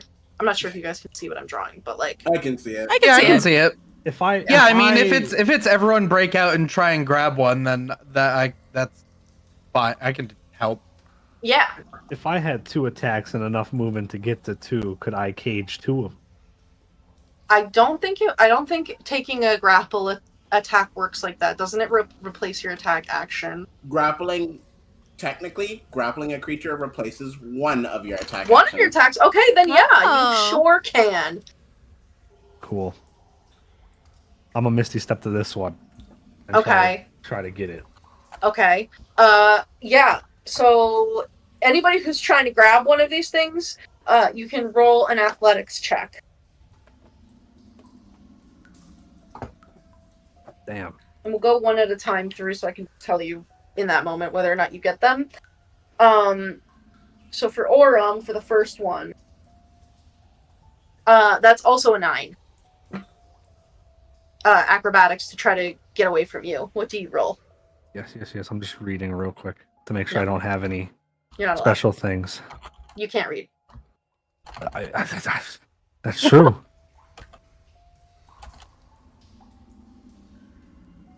I don't think I have special things. So I also rolled a 9, unfortunately, because I rolled really low.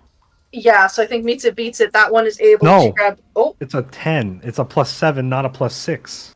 Oh my god. yeah, so you just barely grab that one and can throw it into a cage with your first attack. I'm assuming you're going to, like, kind of scamper on over to this other guy there. Ooh, I just moved you, sorry. Yeah, I'll run over to this one. Okay, roll that in the meantime. Dawn, are you trying to grab one? No, he's trying to go after Clover because he's flying away and crying. Oh, no!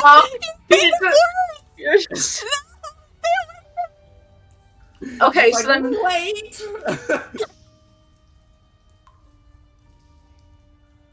Okay. At least you guys are all... to die. No, I don't. Oh my god. I was just trying to use Fey magic. I forgot you counted as one. Wow. Come back. So you're just running after her? Yeah, you're trying to catch her. It's not Okay. hard. I think you keep an eye on her because she's flying above you. Like, she doesn't go to hide anywhere. She's just flying straight up. So Gonna... technically, before Clover ran, she was like over here, and she is up in the air. But you are in a fairly good position to try to jump up and grab her as she's like running, if you want. Oh god. Yeah. Let's see how good of a jump you can do. Oh god. I will use Mirthful Leaps because I believe I can add the features and traits, racial features, a D8 to my jump height. Yeah. So let's see how high you can get. That's super cocked. I add 3 feet to it. And a running jump. My running jump height is, I have to look this up every single time. I know. They should put it on the D&D Beyond sheets. I wish that it was a thing. Is it your strength score? Right. That's for jumping. Long jump? Across, yeah, long jump. High jump is 3 plus strength modifier. So technically I can go 3 plus my strength modifier is 4, 7, 10 feet. I can jump 10 feet. Okay, I think Clover was probably flying higher than that because she was trying to look around. Yeah. So like you're able to jump 15, up, 20. but she kind of like, the little like trails and like her skirt and stuff just are like out of your hand's reach. How much higher would she be than that? Because if in that no case, higher than 20. No higher than 20. If I'm about to fall, I will Misty Step. Uh-oh. Yeah, you could Misty Step like to her height or just above her if you wanted to. Fuck, you're gonna body slam me to the ground? Yep, I will grab her, and then when we start falling, I'll twist so that my back hits the ground. Oh. Yeah, you are gonna take a bit of damage from that because no. you're falling like 20 feet. Ow. You take 9 points of bludgeoning damage. Shit. Owie. Pause on that ego. Are you going to try to grab one of the little creatures? Absolutely. Okay. Are you doing anything in particular to do that, or are you just grabbing like a grapple check? Well, the only other thing I contemplated was your curse. Was my curse, but that would hurt them. So I'd actually like to just use.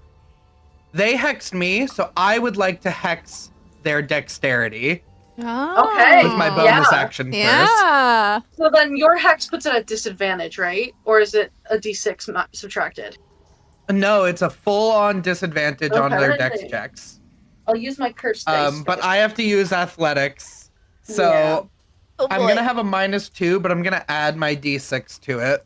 Okay. I think. That's fair. Yeah, that's a 5. All right, I already said I'm adding my d6, so that's fine. 1d20 plus 1d6 minus 2 is 8! It obviously works out that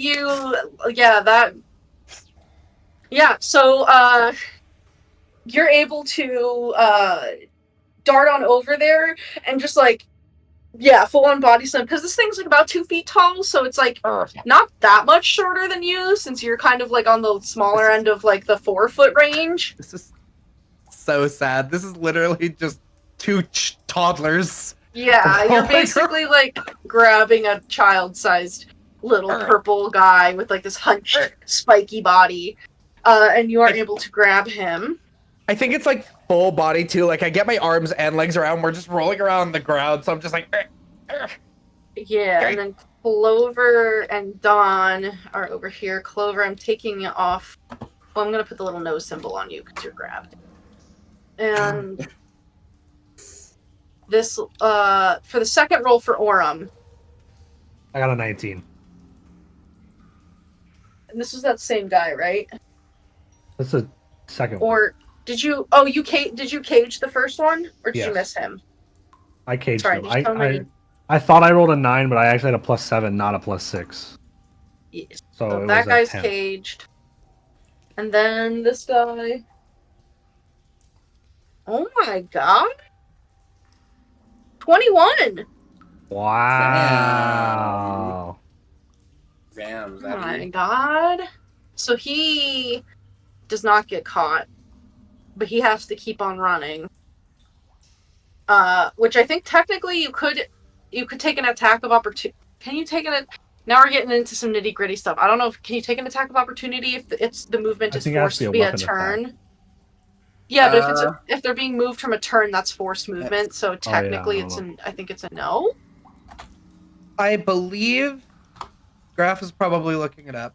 I think what matters is that so for something like dissonant whispers, it says they must use their reaction to move up to their movement, which you can't use an attack of opportunity against. If it is a feature that says they must use their movement, then it does invoke an attack of opportunity. Yeah. Because it's their However, movement specifically. however, you can't grapple on an attack of opportunity because it is a special type of attack.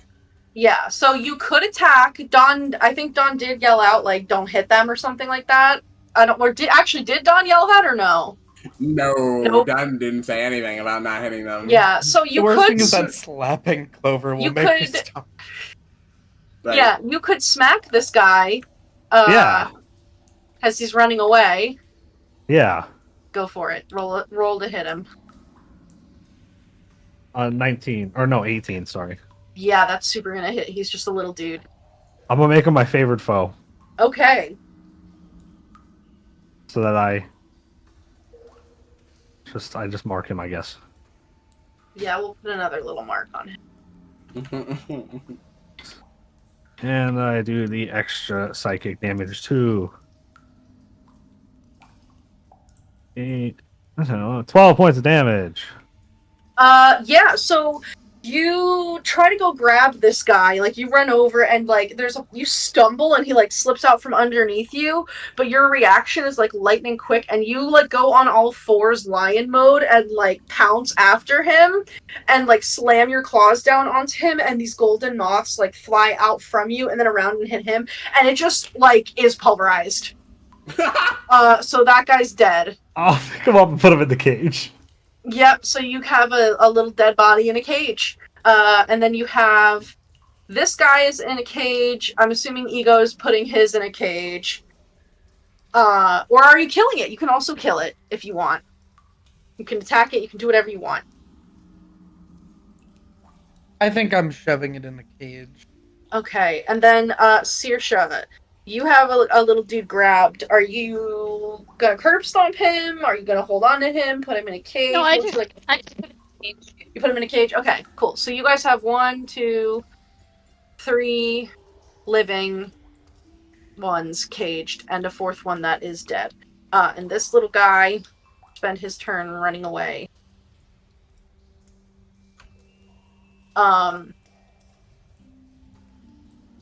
For Dawn, and no, not Dawn, because Dawn is wrestling with Clover right now. Or from where you are, now that they've been pointed out to you, you start noticing that there's a lot more of these guys. Oh my god, there's so many. Oops, I just moved him to the map layer. You little silly guy. Get to the token layer.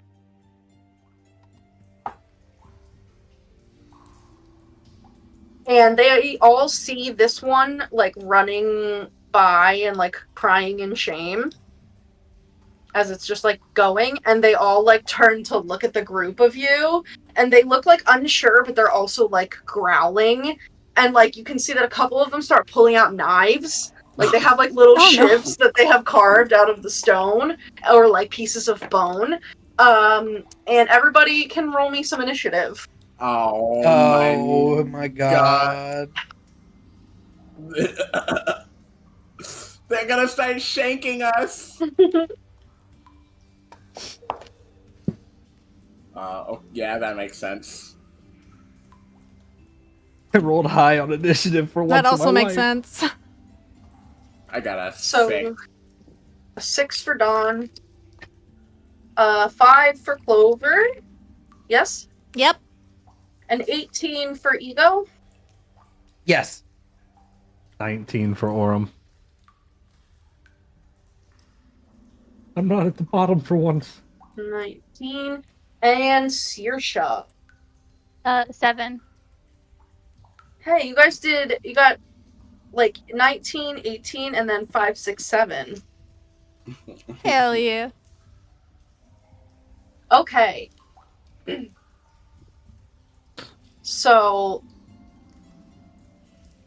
let's do a quick break right now. We'll take like a little 5 to 7 Sure. minute break, and then we can get into the combat proper. Because I just realized it's about time for a break. Sounds good. BRB, We'll be fam. back. BRB.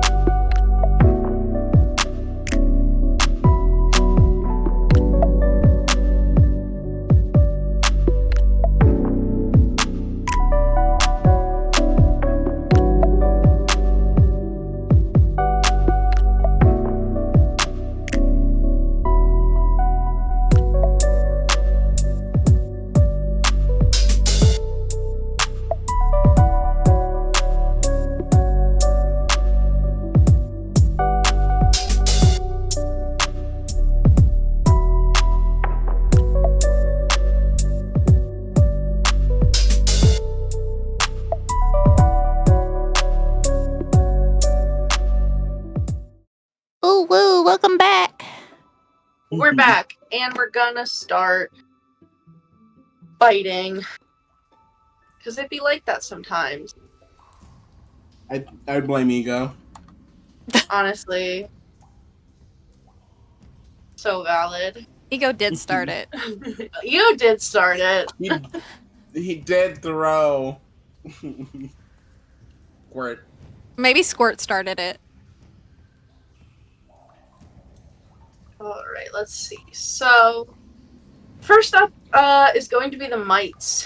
So they're going to move.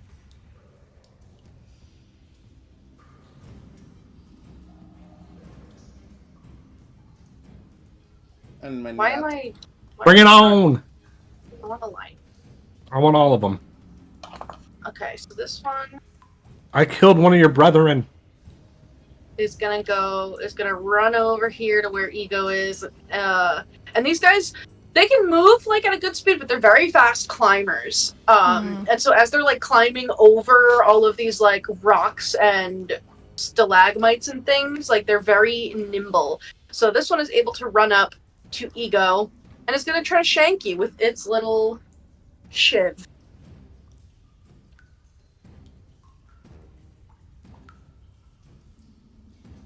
Does a 10 hit?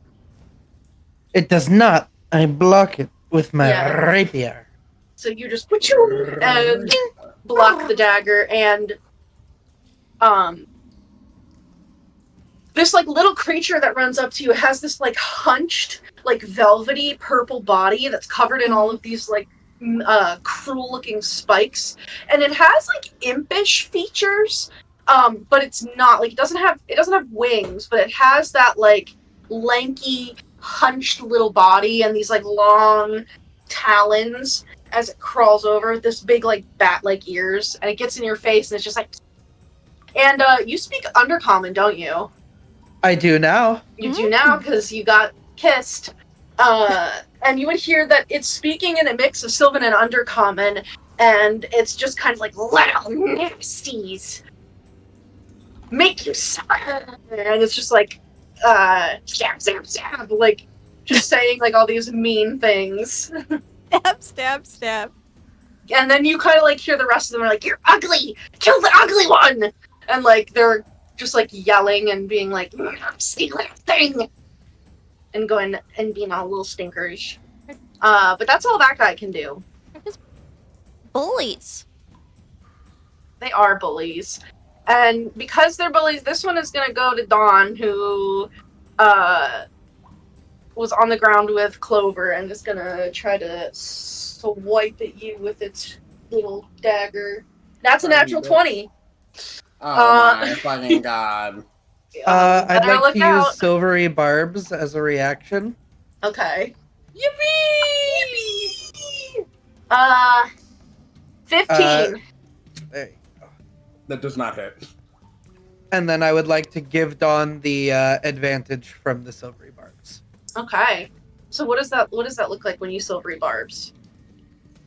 Ooh, I think this time when realizing how these little creatures are all little nasties, as it goes to attack Dawn, my magic sort of affects the like shiny silvery breastplate of Dawn's armor, and as it runs to attack him, the reflection of itself in Dawn's armor turns to me going, "Oh."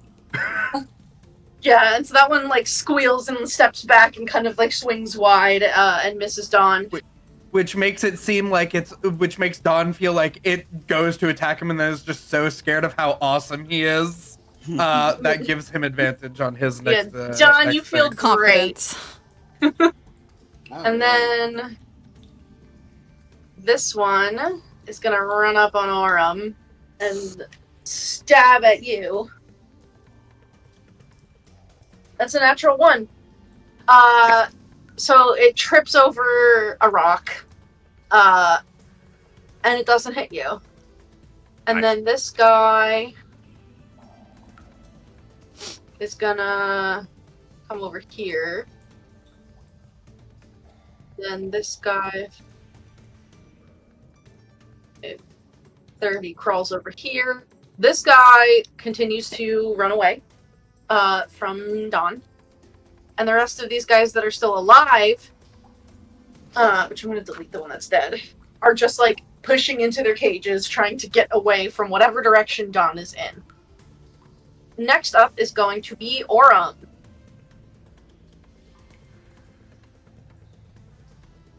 The red dot ones are all turned, and then if they have a little no symbol on them, they are captured. Okay. Like Clover. Like Clover. I'll move right here, and I'll punch this one. Go for it. That's a 17.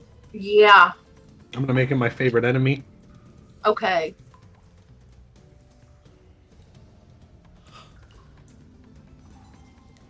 And the morphs. No. I'm rolling so bad on damage. 9 points of damage. No, 10 points of damage. Yeah, so this one, you just straight up, like, stomp on him, and, like, as you curb stomp him and his head explodes, your little golden moths, like, go flying out all around your foot. Oh. And he's dead. Okay. Oh my god. I'm gonna turn around and punch the other one. They're not very big. Okay, go for it. Second punch is probably not gonna hit. That's a 12. That just hits. Oh my god. Oh okay. no. Fatality. Finish him. 6 points of damage. Oh, so close. Yeah, you just straight up, like you just get this guy, like, uppercut, and his head cracks back.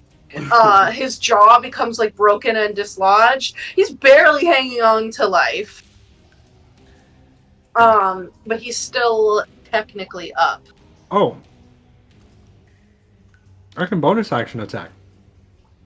Well, alright. Oh no. I'm a bonus action try to punch. Do it. That's 11 plus 7, 18. That's gonna hit. Can you do less than 1 damage? No, you're gonna No. kill him. He has 1 HP. Yeah, so first you go in with, like, the uppercut, and, like, he staggers back, and he's there in that, like, the fatality, the finish him animation, just, like, wobbling, Yep. and you just go in for the haymaker, and just, like, his head, like, separates from his body as you just punch it off. Oh my god. And he is also dead. All Anything right. else you'd like to do?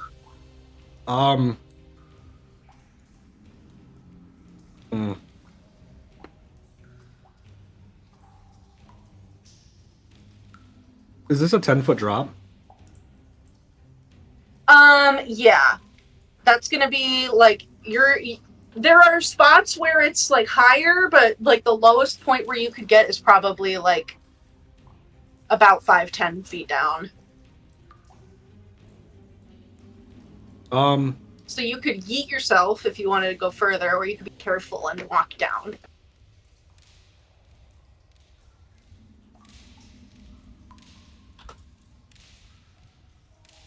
I'm just gonna stay here?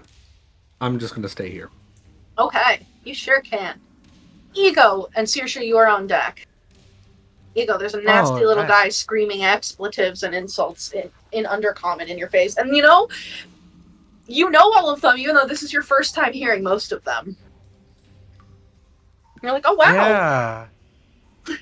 Oh, the first things that I get to hear in the language of what I was told was my people is insults at me. Yeah. I'm going to show you how nasty I really can be. Do it to I'm going to end Hex on the one that's been shoved in a cage. I'll just recast it on this one that attacked me, and I will go for a stab with my rapier, please. Do it. All right. Oh no, it's a 9. A 9 is not going to hit, unfortunately. Thankfully, I have extra attack now, so Woohoo. I will I do one little poke and I'll pull back and I'll quickly go for a second one. Yeah. That one's a 22. That one will hit, yes. All right. So split between 12 piercing damage and an additional 1 necrotic damage. So 13. Yeah, you skewer this little creature on your rapier. Like, it just goes straight through and immediately, like, it... and you just have, like, a little guy. A little velvety purple guy on your rapier. As he is dead.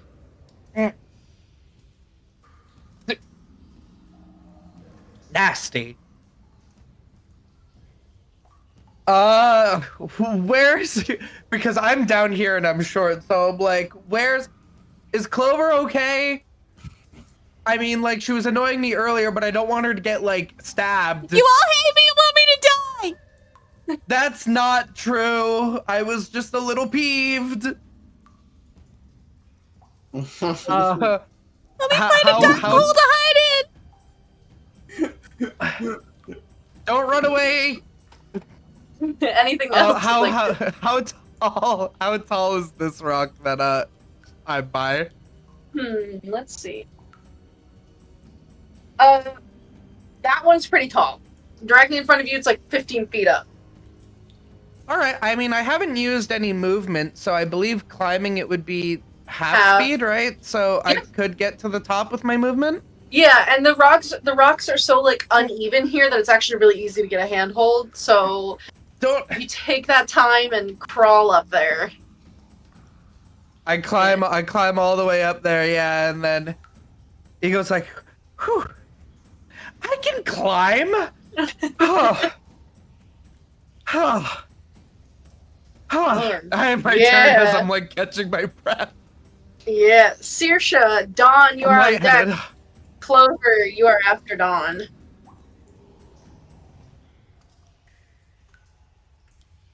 Oh, there's no audio.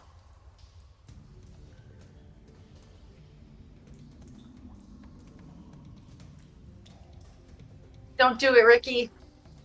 Ricky, choose the path of goodness. Choose the light.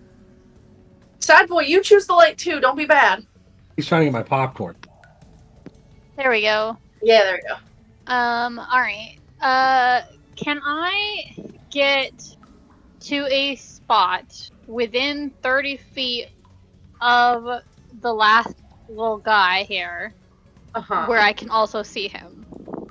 Let's see. That is 30 feet. You could go 5, 10, 15. How much movement do you have? I have 30. I don't have to, like, I need to be in front of him, not like on top of him. Yeah, let me just check. Okay, so over here, I don't know if you can see where I'm pinging, like kind of near Squirt. It's low enough there that you could like walk up the side, and it's like, if you were to like kind of walk up here, you'd be able to see to over here. And it's within 30 feet of there? Yes. Okay, then I'm going to walk up there, and then I'm going to face step right up next to this guy here. Yeah. And I'm going to cast Primal Savagery. Ooh. Okay. So Saoirse gets like a little furry, and then her fingers elongate. She gets these like nasty talons and claws, and then her like mouth elongates a little bit. She gets some like fangs and like sharp pointy teeth going on. Scary. Yeah, and I'm just gonna. Oh, it takes 3 fire damage from me teleporting near him because I'm in summer right now. Oh. Bougie. Yeah, 3. And then Primal Savagery, where did you go? Right here. Right.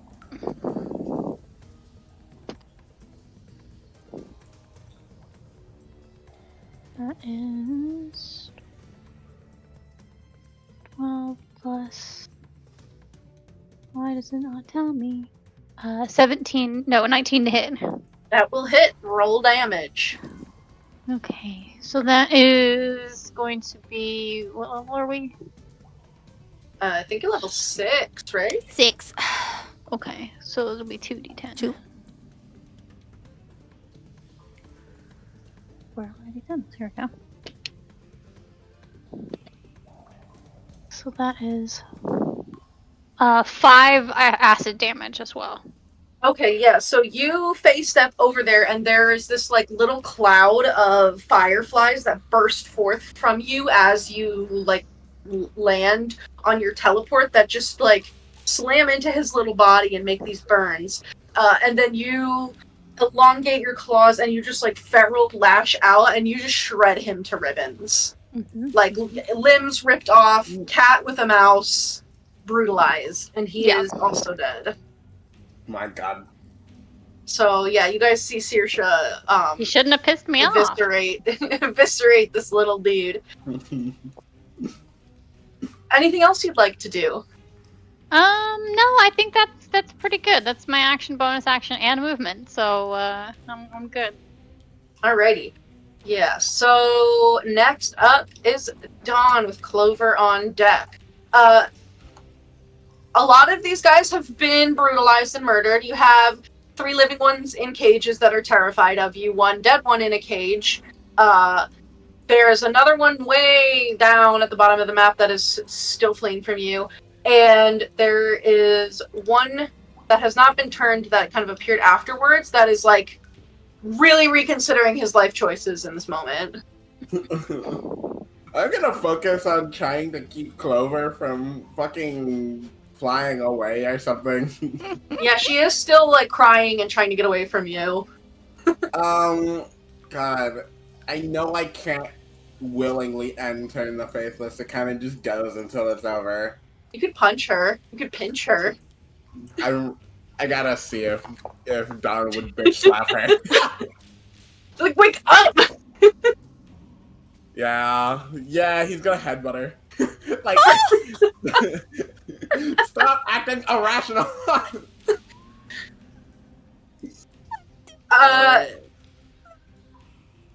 Oh my god. Poor Clover. She's having a rough day. I'm sorry. 23. I'm sorry. Oh my god, yeah, I think that 23 is definitely gonna hit her. She takes 5 bludgeoning damage. Basically, I grab her and I'm like, stop it! But you know what, Clover? That really hurt, and he definitely like split the skin there, and like there's blood dripping down your face. But number one, you don't feel that shame anymore. You're just in pain and feeling whatever you might feel after being headbutted by your Dawn. But you're not feeling that unnatural level of shame. And let's see. No, that guy is still concentrating on that. You are still having the blood boiling happening. Like, you're still, like, mad at your friends. Now it's like, I don't feel shameful, but like, why the fuck did you headbutt me? What did I asshole? do? What was that for? I was just trying to calm you down. Why could you use your words? He makes a face. Oh my god. He's like, what? Excuse me? You met me? Oh my god. Anything else you'd like to do, Dawn? You have successfully broken the turn on Clover. You let me go? Yeah, I'll let her go. Thank you.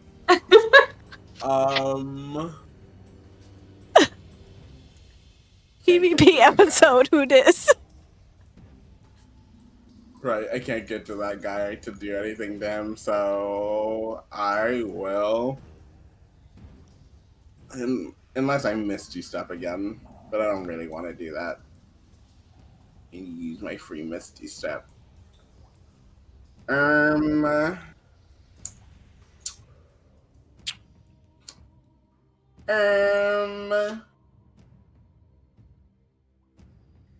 What the Sigma?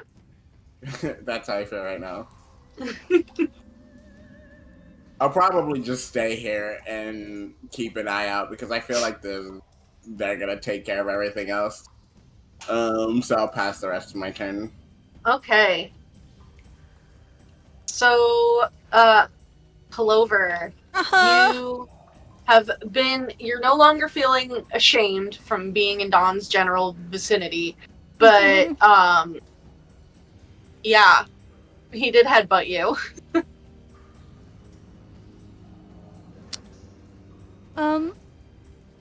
I want to get away from him. Okay. I just want to be alone. I'm gonna. I think because I'm still frustrated. I'm gonna toll the dead this one because I'm so upset. Because I heard them say they were gonna hex Aurum, and now this is all awful. I want to toll the dead this one. Okay. Do you need me to make is it a con save? Wisdom. Wisdom.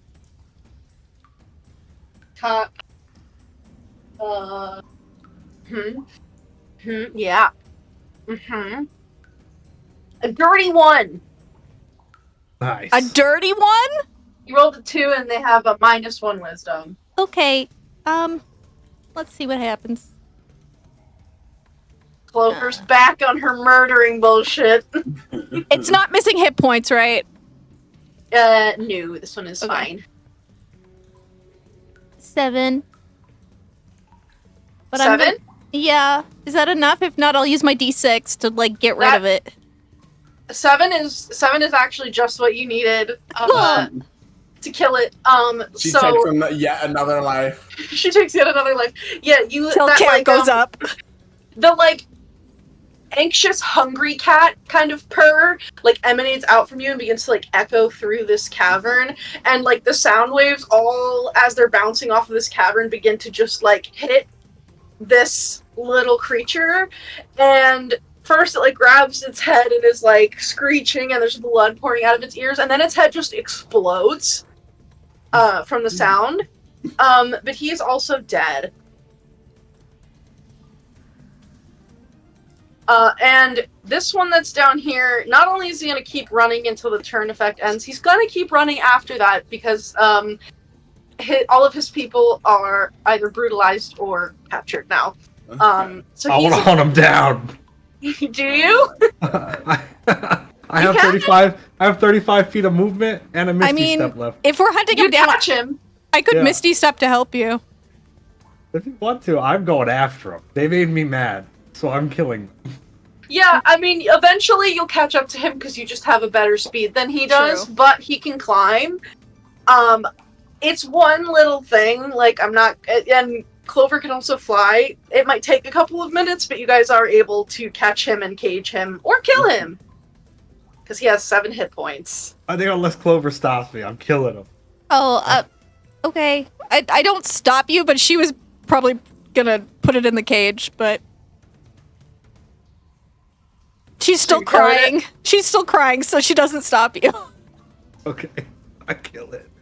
Okay. Yep, you can totally just rip that one's head off. And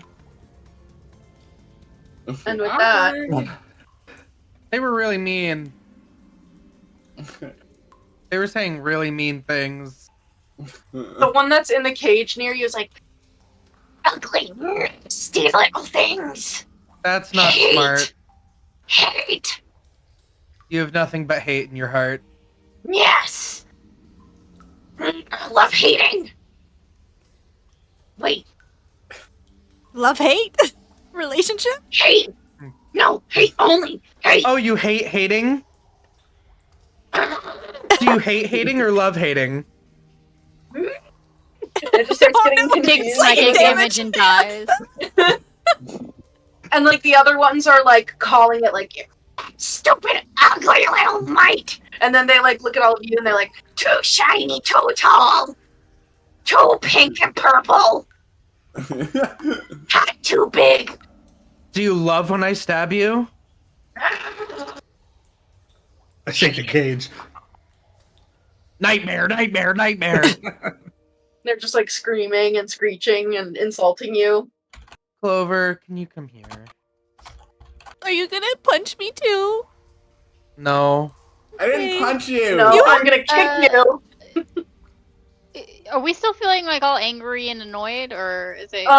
After like another 30 seconds passes, that feeling begins to fade. Oh, my cat is gone. So it takes like once you guys kind of like start coming down from combat, it begins to fade away after a few rounds. Jeez. But you're definitely like coming out of it. You have everybody other than I think Dawn is kind of on edge. Actually, let me see something. Nope.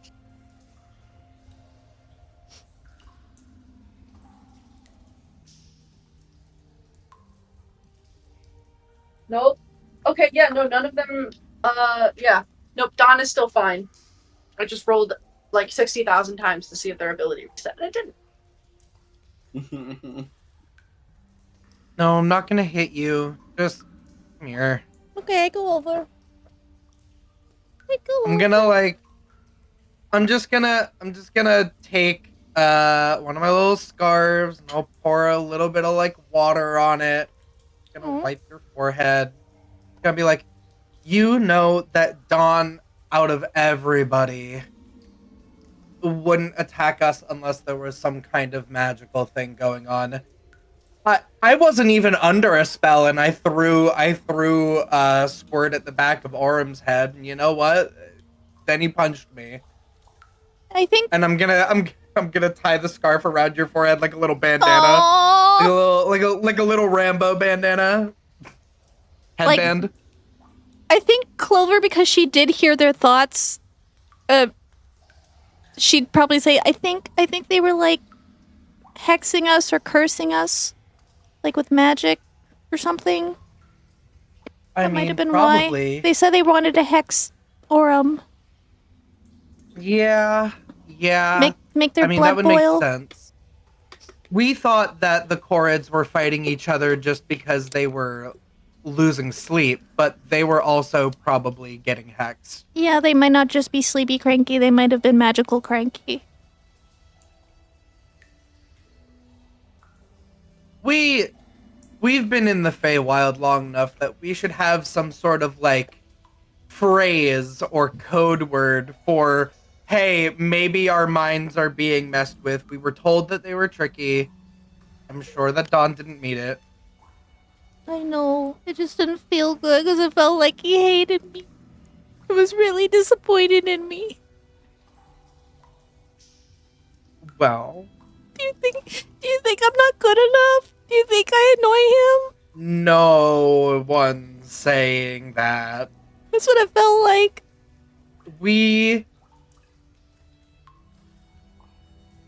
I'm so bad at this. Ego's like, no, and like looking for anybody else to come talk to you. Not at all. Not at all. No, we don't think that. You're very... We would not have gotten this far without you.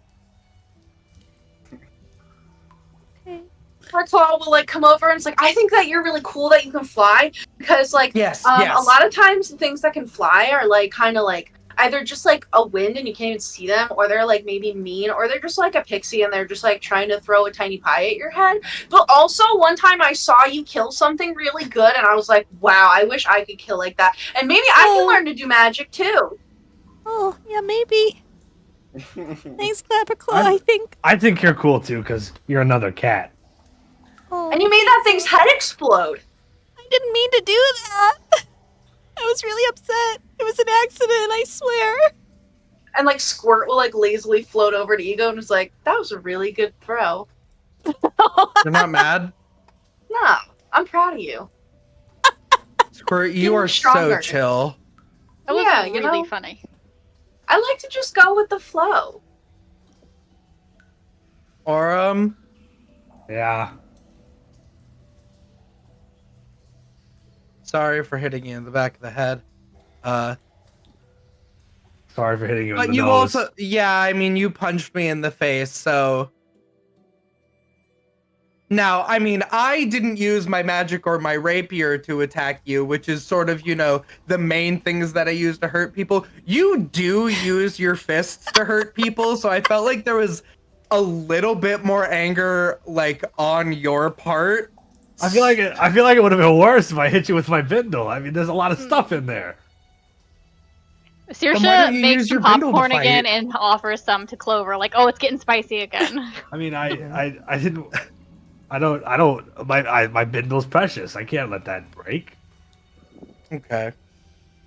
Well, it was a good punch. Thanks. I don't think your hat's stupid. It's just a little big sometimes. I'm It's sorry only for going throwing to my get bigger. boomerang at you guys. I'm gonna pick it up. You didn't. I forgot that you even had that. You threw a boomerang? Yeah, I was trying to. Yeah, she's got a distract you. boomerang. Oh. I didn't notice it either, to be honest. I was like locked in on him. Yeah, you were so distracting. But I didn't. Did I say that you had glistening muscles? Yes. They must have really got me in their mind control magic. Why? He goes like taking out their like pipe. I think striking him my out. muscles. They're- I think they glisten. I don't. Yeah, he definitely does. know, They're not wrong. You don't gotta lift your arm like that. That's okay. You could actually, if you want to. Clapper They Claw just- like grabs onto it and is like hanging from your arm, so now like you can't put it down. I can't He's put like, it down. yeah, throw me around. Oh my god. All right. Woo! He's like, I'm made out of straw. It doesn't hurt. I unhinged.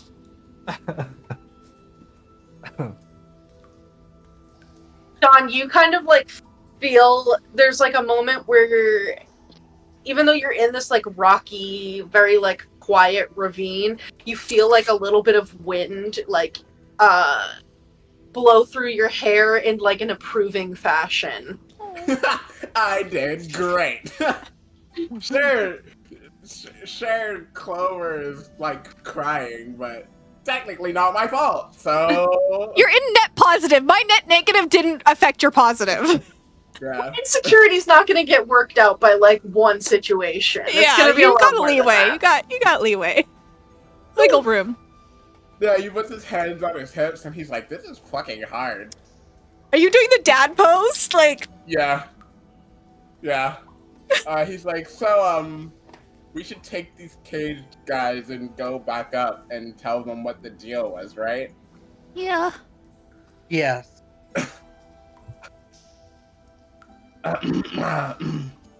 Yeah. Should we put ropes in their mouths so they can't like ooh the people? I don't know if it was affected by them speaking, but we can try. We'd have to cut the rope up into a bunch of tiny pieces, though. I could just Have grow any. some like flowers to stuff in their mouth. Oh, yeah. Yeah, you could grow like a glob of moss. Yeah. Ooh, that's a Yeah. good idea. Okay, yeah. Snag them. It's kind of messed up, but they're ruining everyone's fun, so. I also kind of want to sit down for a little bit. Crying makes me tired. You can sit down on my shoulder. I'll carry you up. Okay. But yeah, so Saoirse, you're able to druidcraft some little like balls of moss and flowers and like maybe with like Dawn's help kind of like holding them within the bars, just stuff them into the mouths of all these little creatures that you can understand partially in Sylvan, and Ego understands the rest. The entire time they're like calling you guys all of these insults. And it seems like they are trying to like say things to make your blood boil, but like they're not, that ability isn't like recharging for them. Could I not technically just grow it in their mouth? Yeah, you know what? You probably could. I just pick a spot and it just like starts growing like within their mouth. Yeah, sure. Oh, You from start between growing their it and then- Yeah, like Yeah. So you totally are able to do that, and then they all are just like in there with this stuff in their mouths. and like every time they try to pull it out, more is just growing. So eventually they give up and are it's just like like sitting in The there, worst like, type of dream. Oh, I hate those dreams. and they're just like Yeah, I was pouting. like, Like, oh, that's some horror movie stuff right Ooh, there. I hate it. it'd only be Saoirse would worse do if their it. teeth were falling out. Yeah, I can't do that, but she would definitely do that. Yeah, and then they just pout in their cages. But yeah. Anything anyone wants to do in this ravine, or are you guys getting out of Dodge? Getting out.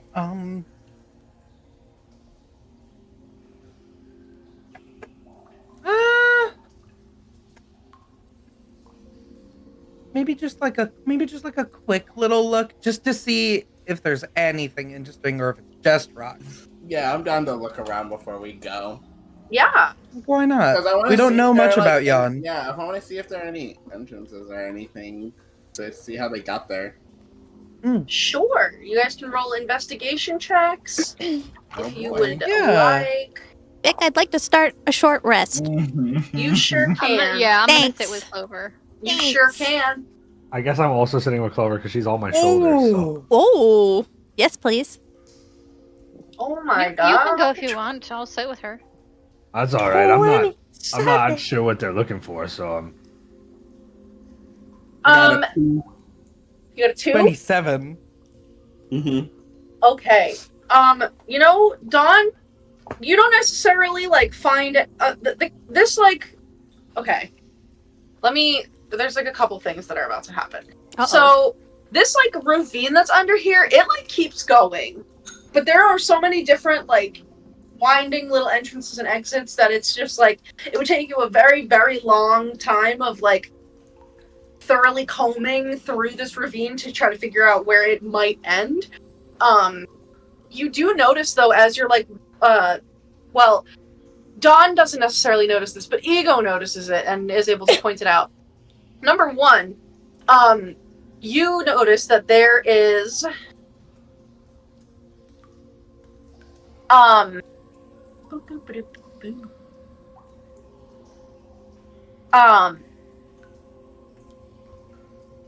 as you are looking around, you actually find that there's this stalagmite within the ravine that's kind of like sheltered and hidden from the other ones. There's a body on it. The body of a Korid, actually. Oh shit! And you can, and with that check, because that was so good, from what you can see, like there are stones and like pieces of earth that seem to have like fallen around and like broken other stalagmites around this, as if this person fell into this ravine. Oh no! Yikes! Is this one of the like, you missing people? You would also find around that, again, because you got almost a natural 20, there's these little burrow holes. And looking at them, you definitely think that those little creatures could have climbed up through them. But it seems like it's been a while, like, since they have come up. And it's been a while since this guy fell down here and died. Okay. You also find... okay. Little, like, shards of crystal. And you recognize just what these are. They look like fragments of wish stones. Ooh. Oh. What kind of Korid? A flint Korid. From this clan. Murder mystery. Yeah, we've got possibly we didn't hear it from them up there. Maybe some Korids got in a fight because they were being instigated by these mites, and out of anger one pushed the other down here. He died, and then he dropped the wish stones and they broke. The Brigand Rocks are the ones who have the wish stones, not the Korids. Wait, you're right. Okay, Yeah. wait. These tunnels, are they Briganock-sized tunnels? They're little. Aren't the Briganocks and the mites around the same size?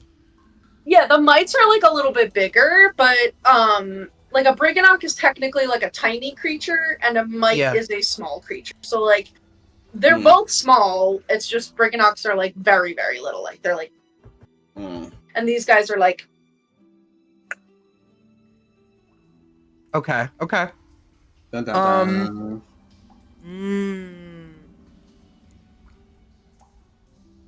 dun. Don, could you maybe could you help me lift him off of this?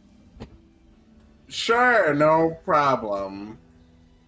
Checking his notes to see if his oath has something about moving the dead. He's like, it doesn't. Yeah, no, I mean, I'm sure he wouldn't want to be left there. Yeah. Yeah, I'll have him move it.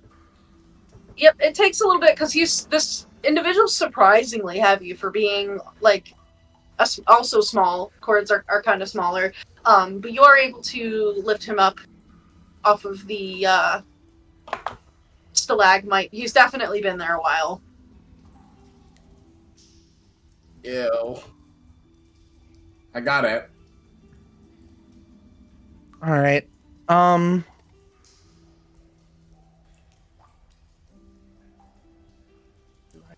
don't think I do. I was just thinking we'd probably want to bring him back. Don't want to leave him down here. Yeah, that makes sense to me. They might be able to give us more information.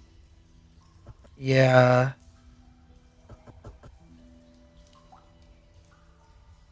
I really should have learned how to speak with the dead. I'll work on that spell. Yeah, go ahead. That sounds really creepy, though.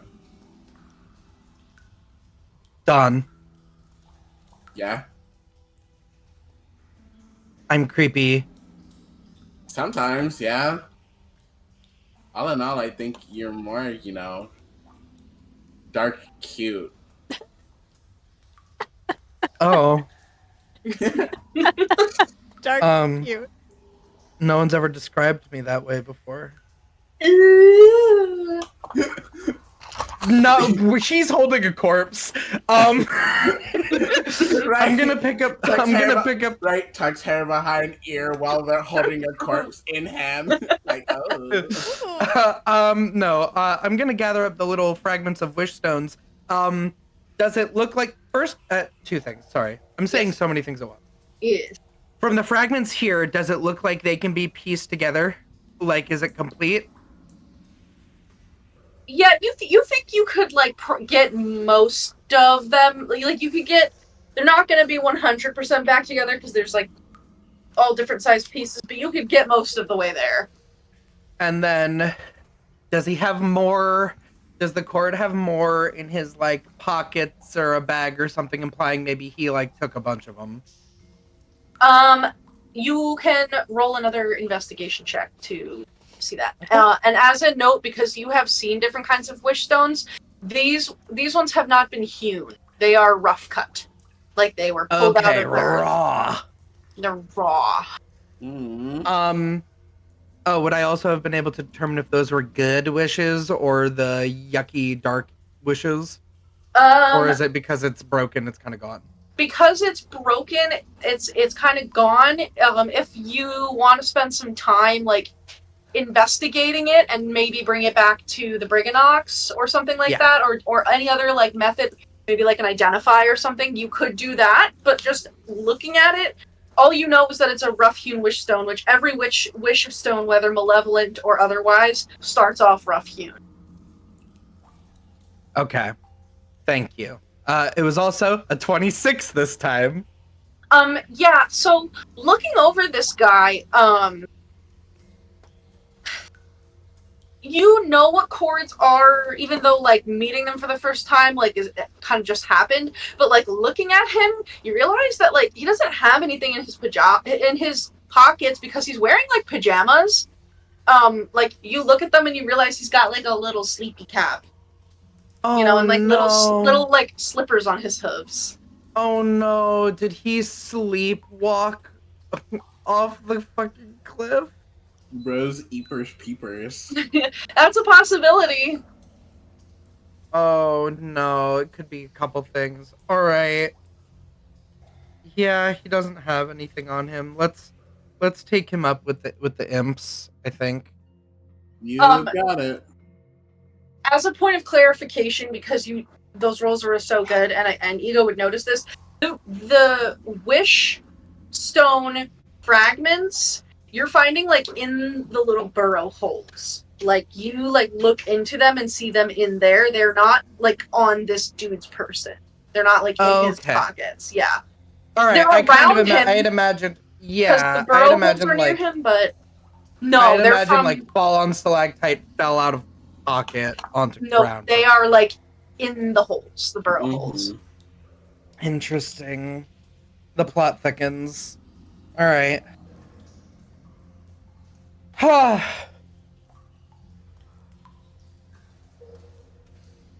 Suspicious. It is suspicious.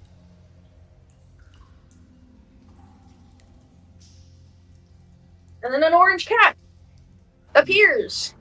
Says, I Oh, hate my Mondays. goodness. Does anyone have any lasagna? So cute. Just a baby. Oh my god, what is their name? Haircut. Oh. Right. Let us try and make our ascent. Haircut, we would like to climb up out of the ravine. I don't care. Feed me or die. Understood. But yeah, you guys can take your time again doing the rocking horse to fly up and ferry yourselves there. Takes a couple minutes, but again, it's not a problem. No checks needed. And you guys are able to get back up there, and the Flint village is not too far off. Alright. Would you like to find the Budok? Yes. So you can return to the older Flint Kored, who is the clan leader. And he's just kind of like sat on a stone, probably carving another stone into like a hammer so that he can then break another stone with it. But he sees you all return and is like, so you're back fairly quick. Did you find the Briganox? Not Briganox. They weren't Briganox. Stop, Briganox. Well, hold up. Cages. Hold up one of the cage, yeah. Oh, what is that? We were hoping- idea. We were hoping you would know now that you saw it. They're foul. Yeah, They don't say nice things. they seem to be the reason why those guys were fighting earlier. They kind of, It made us all Yes. cranky. yeah. Oh. We killed Make a our bunch. blood boil. That's why Saoirse put moss in their mouth so they can't hex everybody, make them angry. They smell terrible. I wasn't really sniffing them, but I'll take your word for it. We also found, I think another member of your clan. In the ravine. Mm-hmm. Yeah. Boxing. Where are they? Takes them from behind me like a present. Surprise! Dead body. Oh my god! Oh, by the stone. This is Koru. We were wondering where he went. He was prone to wandering, but after we all woke up, at one point he was just gone and hasn't returned. It looks like he might have fallen in. Did he sleepwalk? Or, I mean, it looks like he got up from bed. It is possible that he was sleepwalking. I think he was one of the first to feel the irritation, the restlessness. It is, I suppose, possible. Okay. Normally, a Korred would be able to swim through the stone, but if he were asleep, I suppose it would explain how he didn't just catch himself. I'm gonna mind link with Ego. Ego, you can't talk back, but do you think maybe that's what happened to the missing children? They were called in their sleep?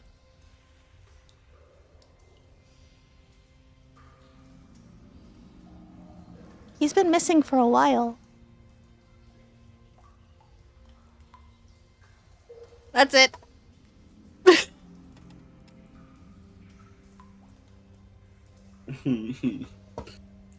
Your detect thoughts aren't still on for you to hear what I think about that, right? Nope. Okay. Ego's just like, Okay, I just want to gauge your reaction to that. yeah, I mean, Ego's like, well, I sure hope not, considering how we found him. I know. You know, sometimes you gotta have a couple dead kids to make an omelet. Wow. No, I was like, No. there could be like other ways for them to get there. Doesn't mean everyone falls into a You ravine. brought it up. Makes sense. I know, it does make sense. Just This what I could know be from something- Feylore, drawing kids in the middle of the night. They love, yeah. There's so that many it like would Japanese explain- like folklore shit where that happens, and yeah, sorry. And I'm sure if we slept out here, we'll figure out real soon. Yeah, I guess so. Okay. I'm just putting that idea in your head so it's not like out of the realm of possibility. Thank you for putting that idea in my head. I love that. I just want us all on the same page. No, I mean it's I'm making a big thing about it, but like Ego's like, no, that's legit. Okay. I just think it's funny to be like, hey, Hey, listen, listen. maybe the children got lured into the dark in their sleep. That's kind And of they're at how the bottom of a ravine. I've had a bad day. I'm thinking of like the absolute worst of all situations right now. When Clover has bad thoughts, so she projects them into the minds of everyone else around her. If I had to think about this, so do you. Is there anything else that you guys wanted to talk about with them? Because we have evidence that it's not who they thought it was. Will they join us Yeah, at the I council and fight the hag with us? And what was done? Oh yeah, Ton. Don is kind of looking at Ego because he's like, should we mention the wish stones that were around? We're trying to end them being mad. Trying to end the conflict. Well, Yeah. plus we don't know. We don't know. It's like the dog side eye. Yeah. Pretty much exactly. So he doesn't say anything, but he's like looking. Yeah, I think there's like a moment of understanding that passes between your eyes and like Ego's, where like you don't say these things, but like you're like, what about the, and Ego's just like, no.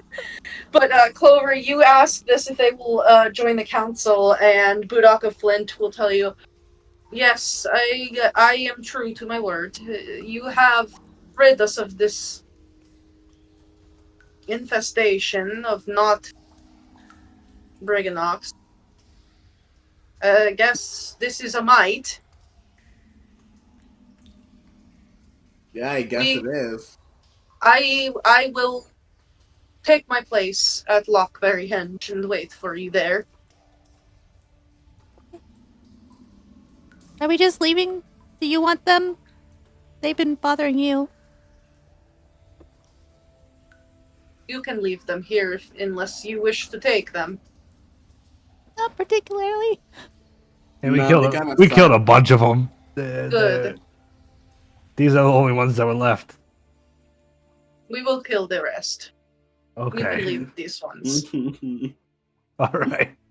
Good You- luck. You got it? You have the loyalty of the Flint clan, and should you ever need a place to rest or perhaps shield yourself from bitter end, you are welcome here. Well, I hope the big takeaway here is that we don't assume that it was the Briganox next time, okay? Because you assumed and you were wrong. You know what they say about assuming?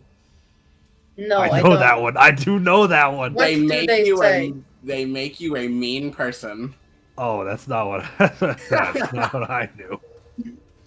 What's the one you knew? It makes an ass out of you and me. That That's one how you sounds spell. better. Because that's how you spell assume.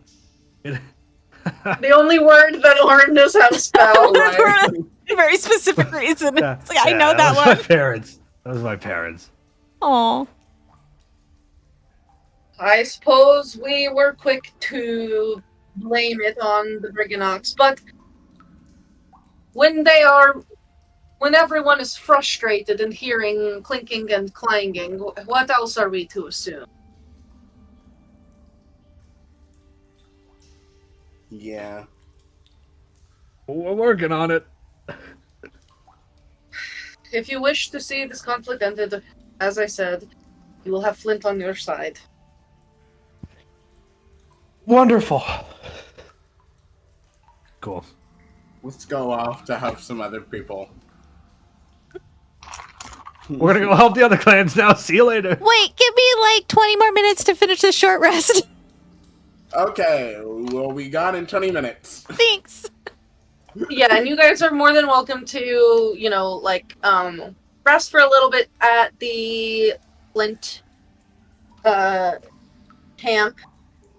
And you see that, immediately there is, a big change in a lot of the cords here. They all still look very tired, but the aggression that they were feeling towards one another is definitely gone. And, some of them that are less hard-headed are even, faux apologizing to each other. Oh. Oh my Which is god. it's a huge step, I'm really sorry. positive. Yeah, I'm sorry you got upset about what I did. Yeah, and the other one's I'm like, yeah, sorry well, you feel that way." I'm really sorry that you're so irritable. Oh my god. But Me They're- and Saoirse eat popcorn to watch this on the short rest for a movie. yeah, Yeah, Saoirse's making popcorn, and occasionally she feeds it by either trying to throw popcorn at someone who's annoyed in such a way that it seems like the other person did something to irritate them, or whatever she can do to sort of fan the flames a little bit. She doesn't want to get them into full on fights. She just wants to have Just a little cause pokes. more drama. She just wants to keep the drama going. yeah. And you know what? While you're doing that, your little campestry kind of is listening to all of this and watching this, and then perfectly mimics the voices of the chords around, albeit in a very nasally falsetto, and is like, "Well, I'm sorry that you're ugly." And then it has another voice is like, "I'm sorry that your mom was an idiot like you." And they're and he feeds into it too. Also not making them fight, but you have you have an ally here in this. Yeah, little we're just picking our campestry. moments. That's all. Could I ask Saoirse to teach me how to make popcorn? Because I also druidcraft. Sure. Yeah, she'll show you. I want to watch how she does it. Yeah, it's different and yet similar because your magic that your druidcraft still comes from a fae part of you, so you're able to pick it up from that, but there's also a part of well, actually, okay, so as you're doing this, it's the first time that you're really paying attention, I think, to Yeah. the way that you cast a spell and the way that Saoirse casts a spell. And you do pick up on that again, they're both coming from a place of fae magic, but Saoirse's she kind of like grows this like little like sprout, and then it's quickly a corn of cob that then like everything pops off as a little kernel, and then they all pop into like popcorn, and there's this like very like, it's not cute, but like there's a spring energy to it that you're able to really like pick up for the first time now that you've been seeing her doing all of this. And when you try to do it, you actually notice that like you kind of just like summon these like little crackling sparks in your hand that just kind of poof into like a corn kernel. That is definitely not spring. And Saoirse, you kind of recognize the like magic flavor behind it now. And again, it's not something that you would have picked up aside from this very specific thing that you guys were trying to do. Clover's Fey magic, little bit summery. Do I remember people getting annoyed when I brought up? I think it was just Dawn who was annoyed when I said you're in summer because he was angry. Dawn and Ego. Dawn and Ego. Well, Ego was more understanding because I think Ego understood where Saoirse was coming from when she was like describing how it was emotions, like your emotions are in summer, not like you are from summer. So I don't think Ego got annoyed. Ego was just like, okay, all right, yes, that makes sense. That how you're describing it. Yeah, but fuck in that moment. Yeah, fuck the summer court. God. All the cool bitches literally hate the summer court. Hot, sweaty, stanky. Anyway, sorry. They got swamp ass. Fuck those bitches. Wow. Oh, your magic is sort of summer. Oh, really? Mm-hmm. What does that mean? Well, it's like all heat and fire and sort of summer. I'm gonna just keep trying. Try and focus on you've like summer. So wherever you got it from, it's sort of a summery source, I guess. Because you're not from the Feywild. No, I was there for like 8 years or no. Yes? I was there for a while. Yeah. So you're not like originally from a court. No. I'm from you the have no material. memory of ever being in the summer court. Yeah, like, you I don't know anything about it other than what you've heard. I don't think I've ever been there. Yeah, whatever gave you magic from it then is summer. Luna? Your Tressum looks up at you. Do you know what that means? Are you from the summer court? And you hear, like, in your shared mental space, no, I'm from a place in between all of the stars. Is our friend from the summer court? No, he's from a place in between, beyond the stars. Oh. But you don't do that because of him. You 'Cause don't? I can't do that. No. Why do I do it then? Have you always been able to do that? No. For your whole life? No. When did you start being able to do it? When I left the material plane. So then you got it somewhere, wherever you were. That's weird. I thought everything was from you guys. From the stars. What do you mean everything? I mean, like, why I look like this, and I guess the druid craft, and what else do I got? The fairy fire?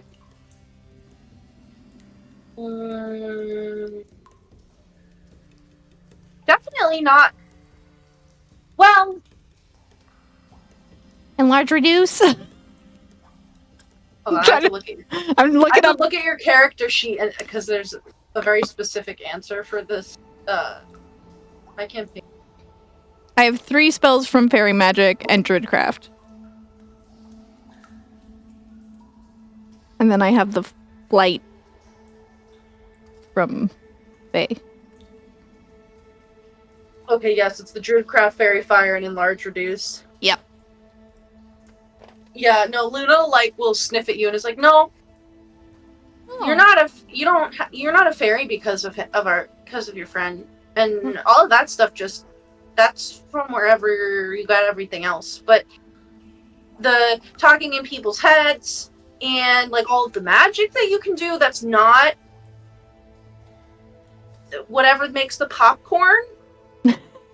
That's from, you can kind of tell because it's like the stars and it looks like that, or it's not, fire's not really like his thing. Oh. Okay. And like fae stuff isn't really his thing. Mm. It's more like the stars and like the darkness and space and yeah. I think for like the remainder of the short rest, she's just gonna try and like rack her memory on like her first arrival. I don't think she remembers anything, but she's just gonna try. Roll a history check. Oh boy. Natural 20. Oh no. Yeah, honestly. All the memories flood back. Yeah, that tracks. 12. Wait! I'm gonna use my D6 since we're almost done here. Use it. So 17.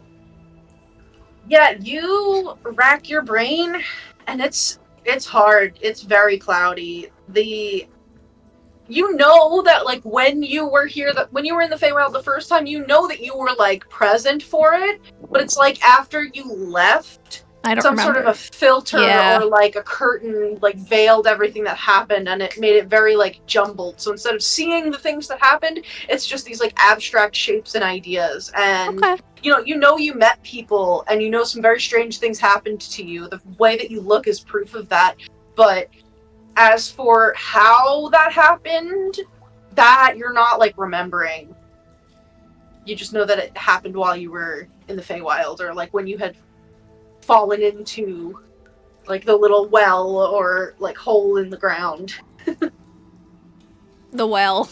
I The fell down a well. Yeah. After you fell down the well, you know that something happened along the way, but you just can't. That's a memory that is like very locked away in the confusion. Mm. And the harder you try to grasp for it, the harder it is to remember. She's gonna start crying out of frustration because she's had a bad day. And finish her short rest. You can finish. Yeah, everybody can short rest if they would I'm like. back to full health. I think Saoirse has gotten to the point where she has just accepted that sometimes Clover cries, and that's okay. That's just who she is as a person. True. I cry when I'm happy. Well, yeah, you did that early, like when she gave you the unicorns, and so she's like, sometimes Clover just cries, and honestly, that's fine. That's just who she is. So she just lets you like go about it. She just figures if you had something you wanted to say, you would say it. So she's like, No, it's just pure frustration. It's not even like, she's not even sad. She's just like, ugh, I'm having a bad day. When everything keeps going wrong, and it's like the last little thing. Yeah. Yeah. She's fine. She sucks it up in like 5 minutes. Yeah, she'll be good. She'll be fine. She'll push it all down and repress it all. Bounce back. Yeah, that's fine. She's all good. All Conceal, don't Gucci. feel. Conceal, don't feel. Anything I'm with ya. anyone else would like to do? I don't think so. Ready to go on to the next thing when the time comes. Yeah. So you guys can head out from the Flint clan, heading in a vaguely northern direction towards this like upper lake with these strange giant columns here, because you know that there is likely a few clans in this area. And as you're making your way, let me check one thing. Making our way. Making our way uptown.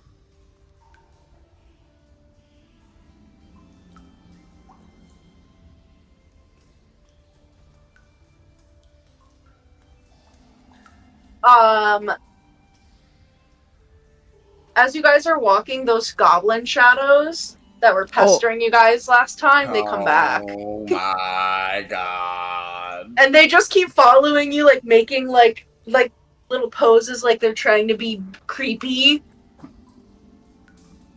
They're like doing the Thriller dance at you as they follow you. But yeah, it seems like they really Lightning like bolt. you guys. Fireball! Fireball! Finger of death, disintegrate. But yeah, I Let can't me chase them move. away again, but now he's worried about using it anyway because he was like, "Oopsie daisies, I'd be forgetting." remove That was amazing. these guys. As you guys are going to be heading to the next area, followed by some goblin shadows. That is where we will take a pause for now. So thank you, as always, my wonderful players, for joining me on this weird little Fae journey. And thank you to those of you who are watching either now or in the future. We appreciate having you here. I think we are most likely going to be on a wee little hiatus. Oh my god. Yeah. Certainly for basically, like, more than likely we will be gone next week. More than likely we will be out the week after that. The last couple weeks of June, maybe. Probably not. So it's like a June hiatus, but maybe we will be back. We don't know. Certainly see. And then we'll be back in. Oh my god.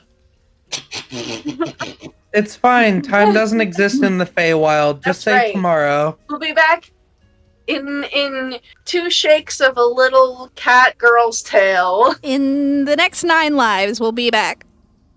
And the next time you are trying to... Oh, man. The next time you're trying to, like, gently instigate a fight between your friends, but then you are also yourself overcome with the spirit of rage, and your other friend is trying to tackle your other friend who is crying in shame, and it's basically everyone's, like, angry and crying and also getting attacked. Don't forget to add your proficiency bonus. Hey. GG. Yippee! And we'll see you back next time. Yeah, GG babies. Love you, bye. Love you, Bye. bye.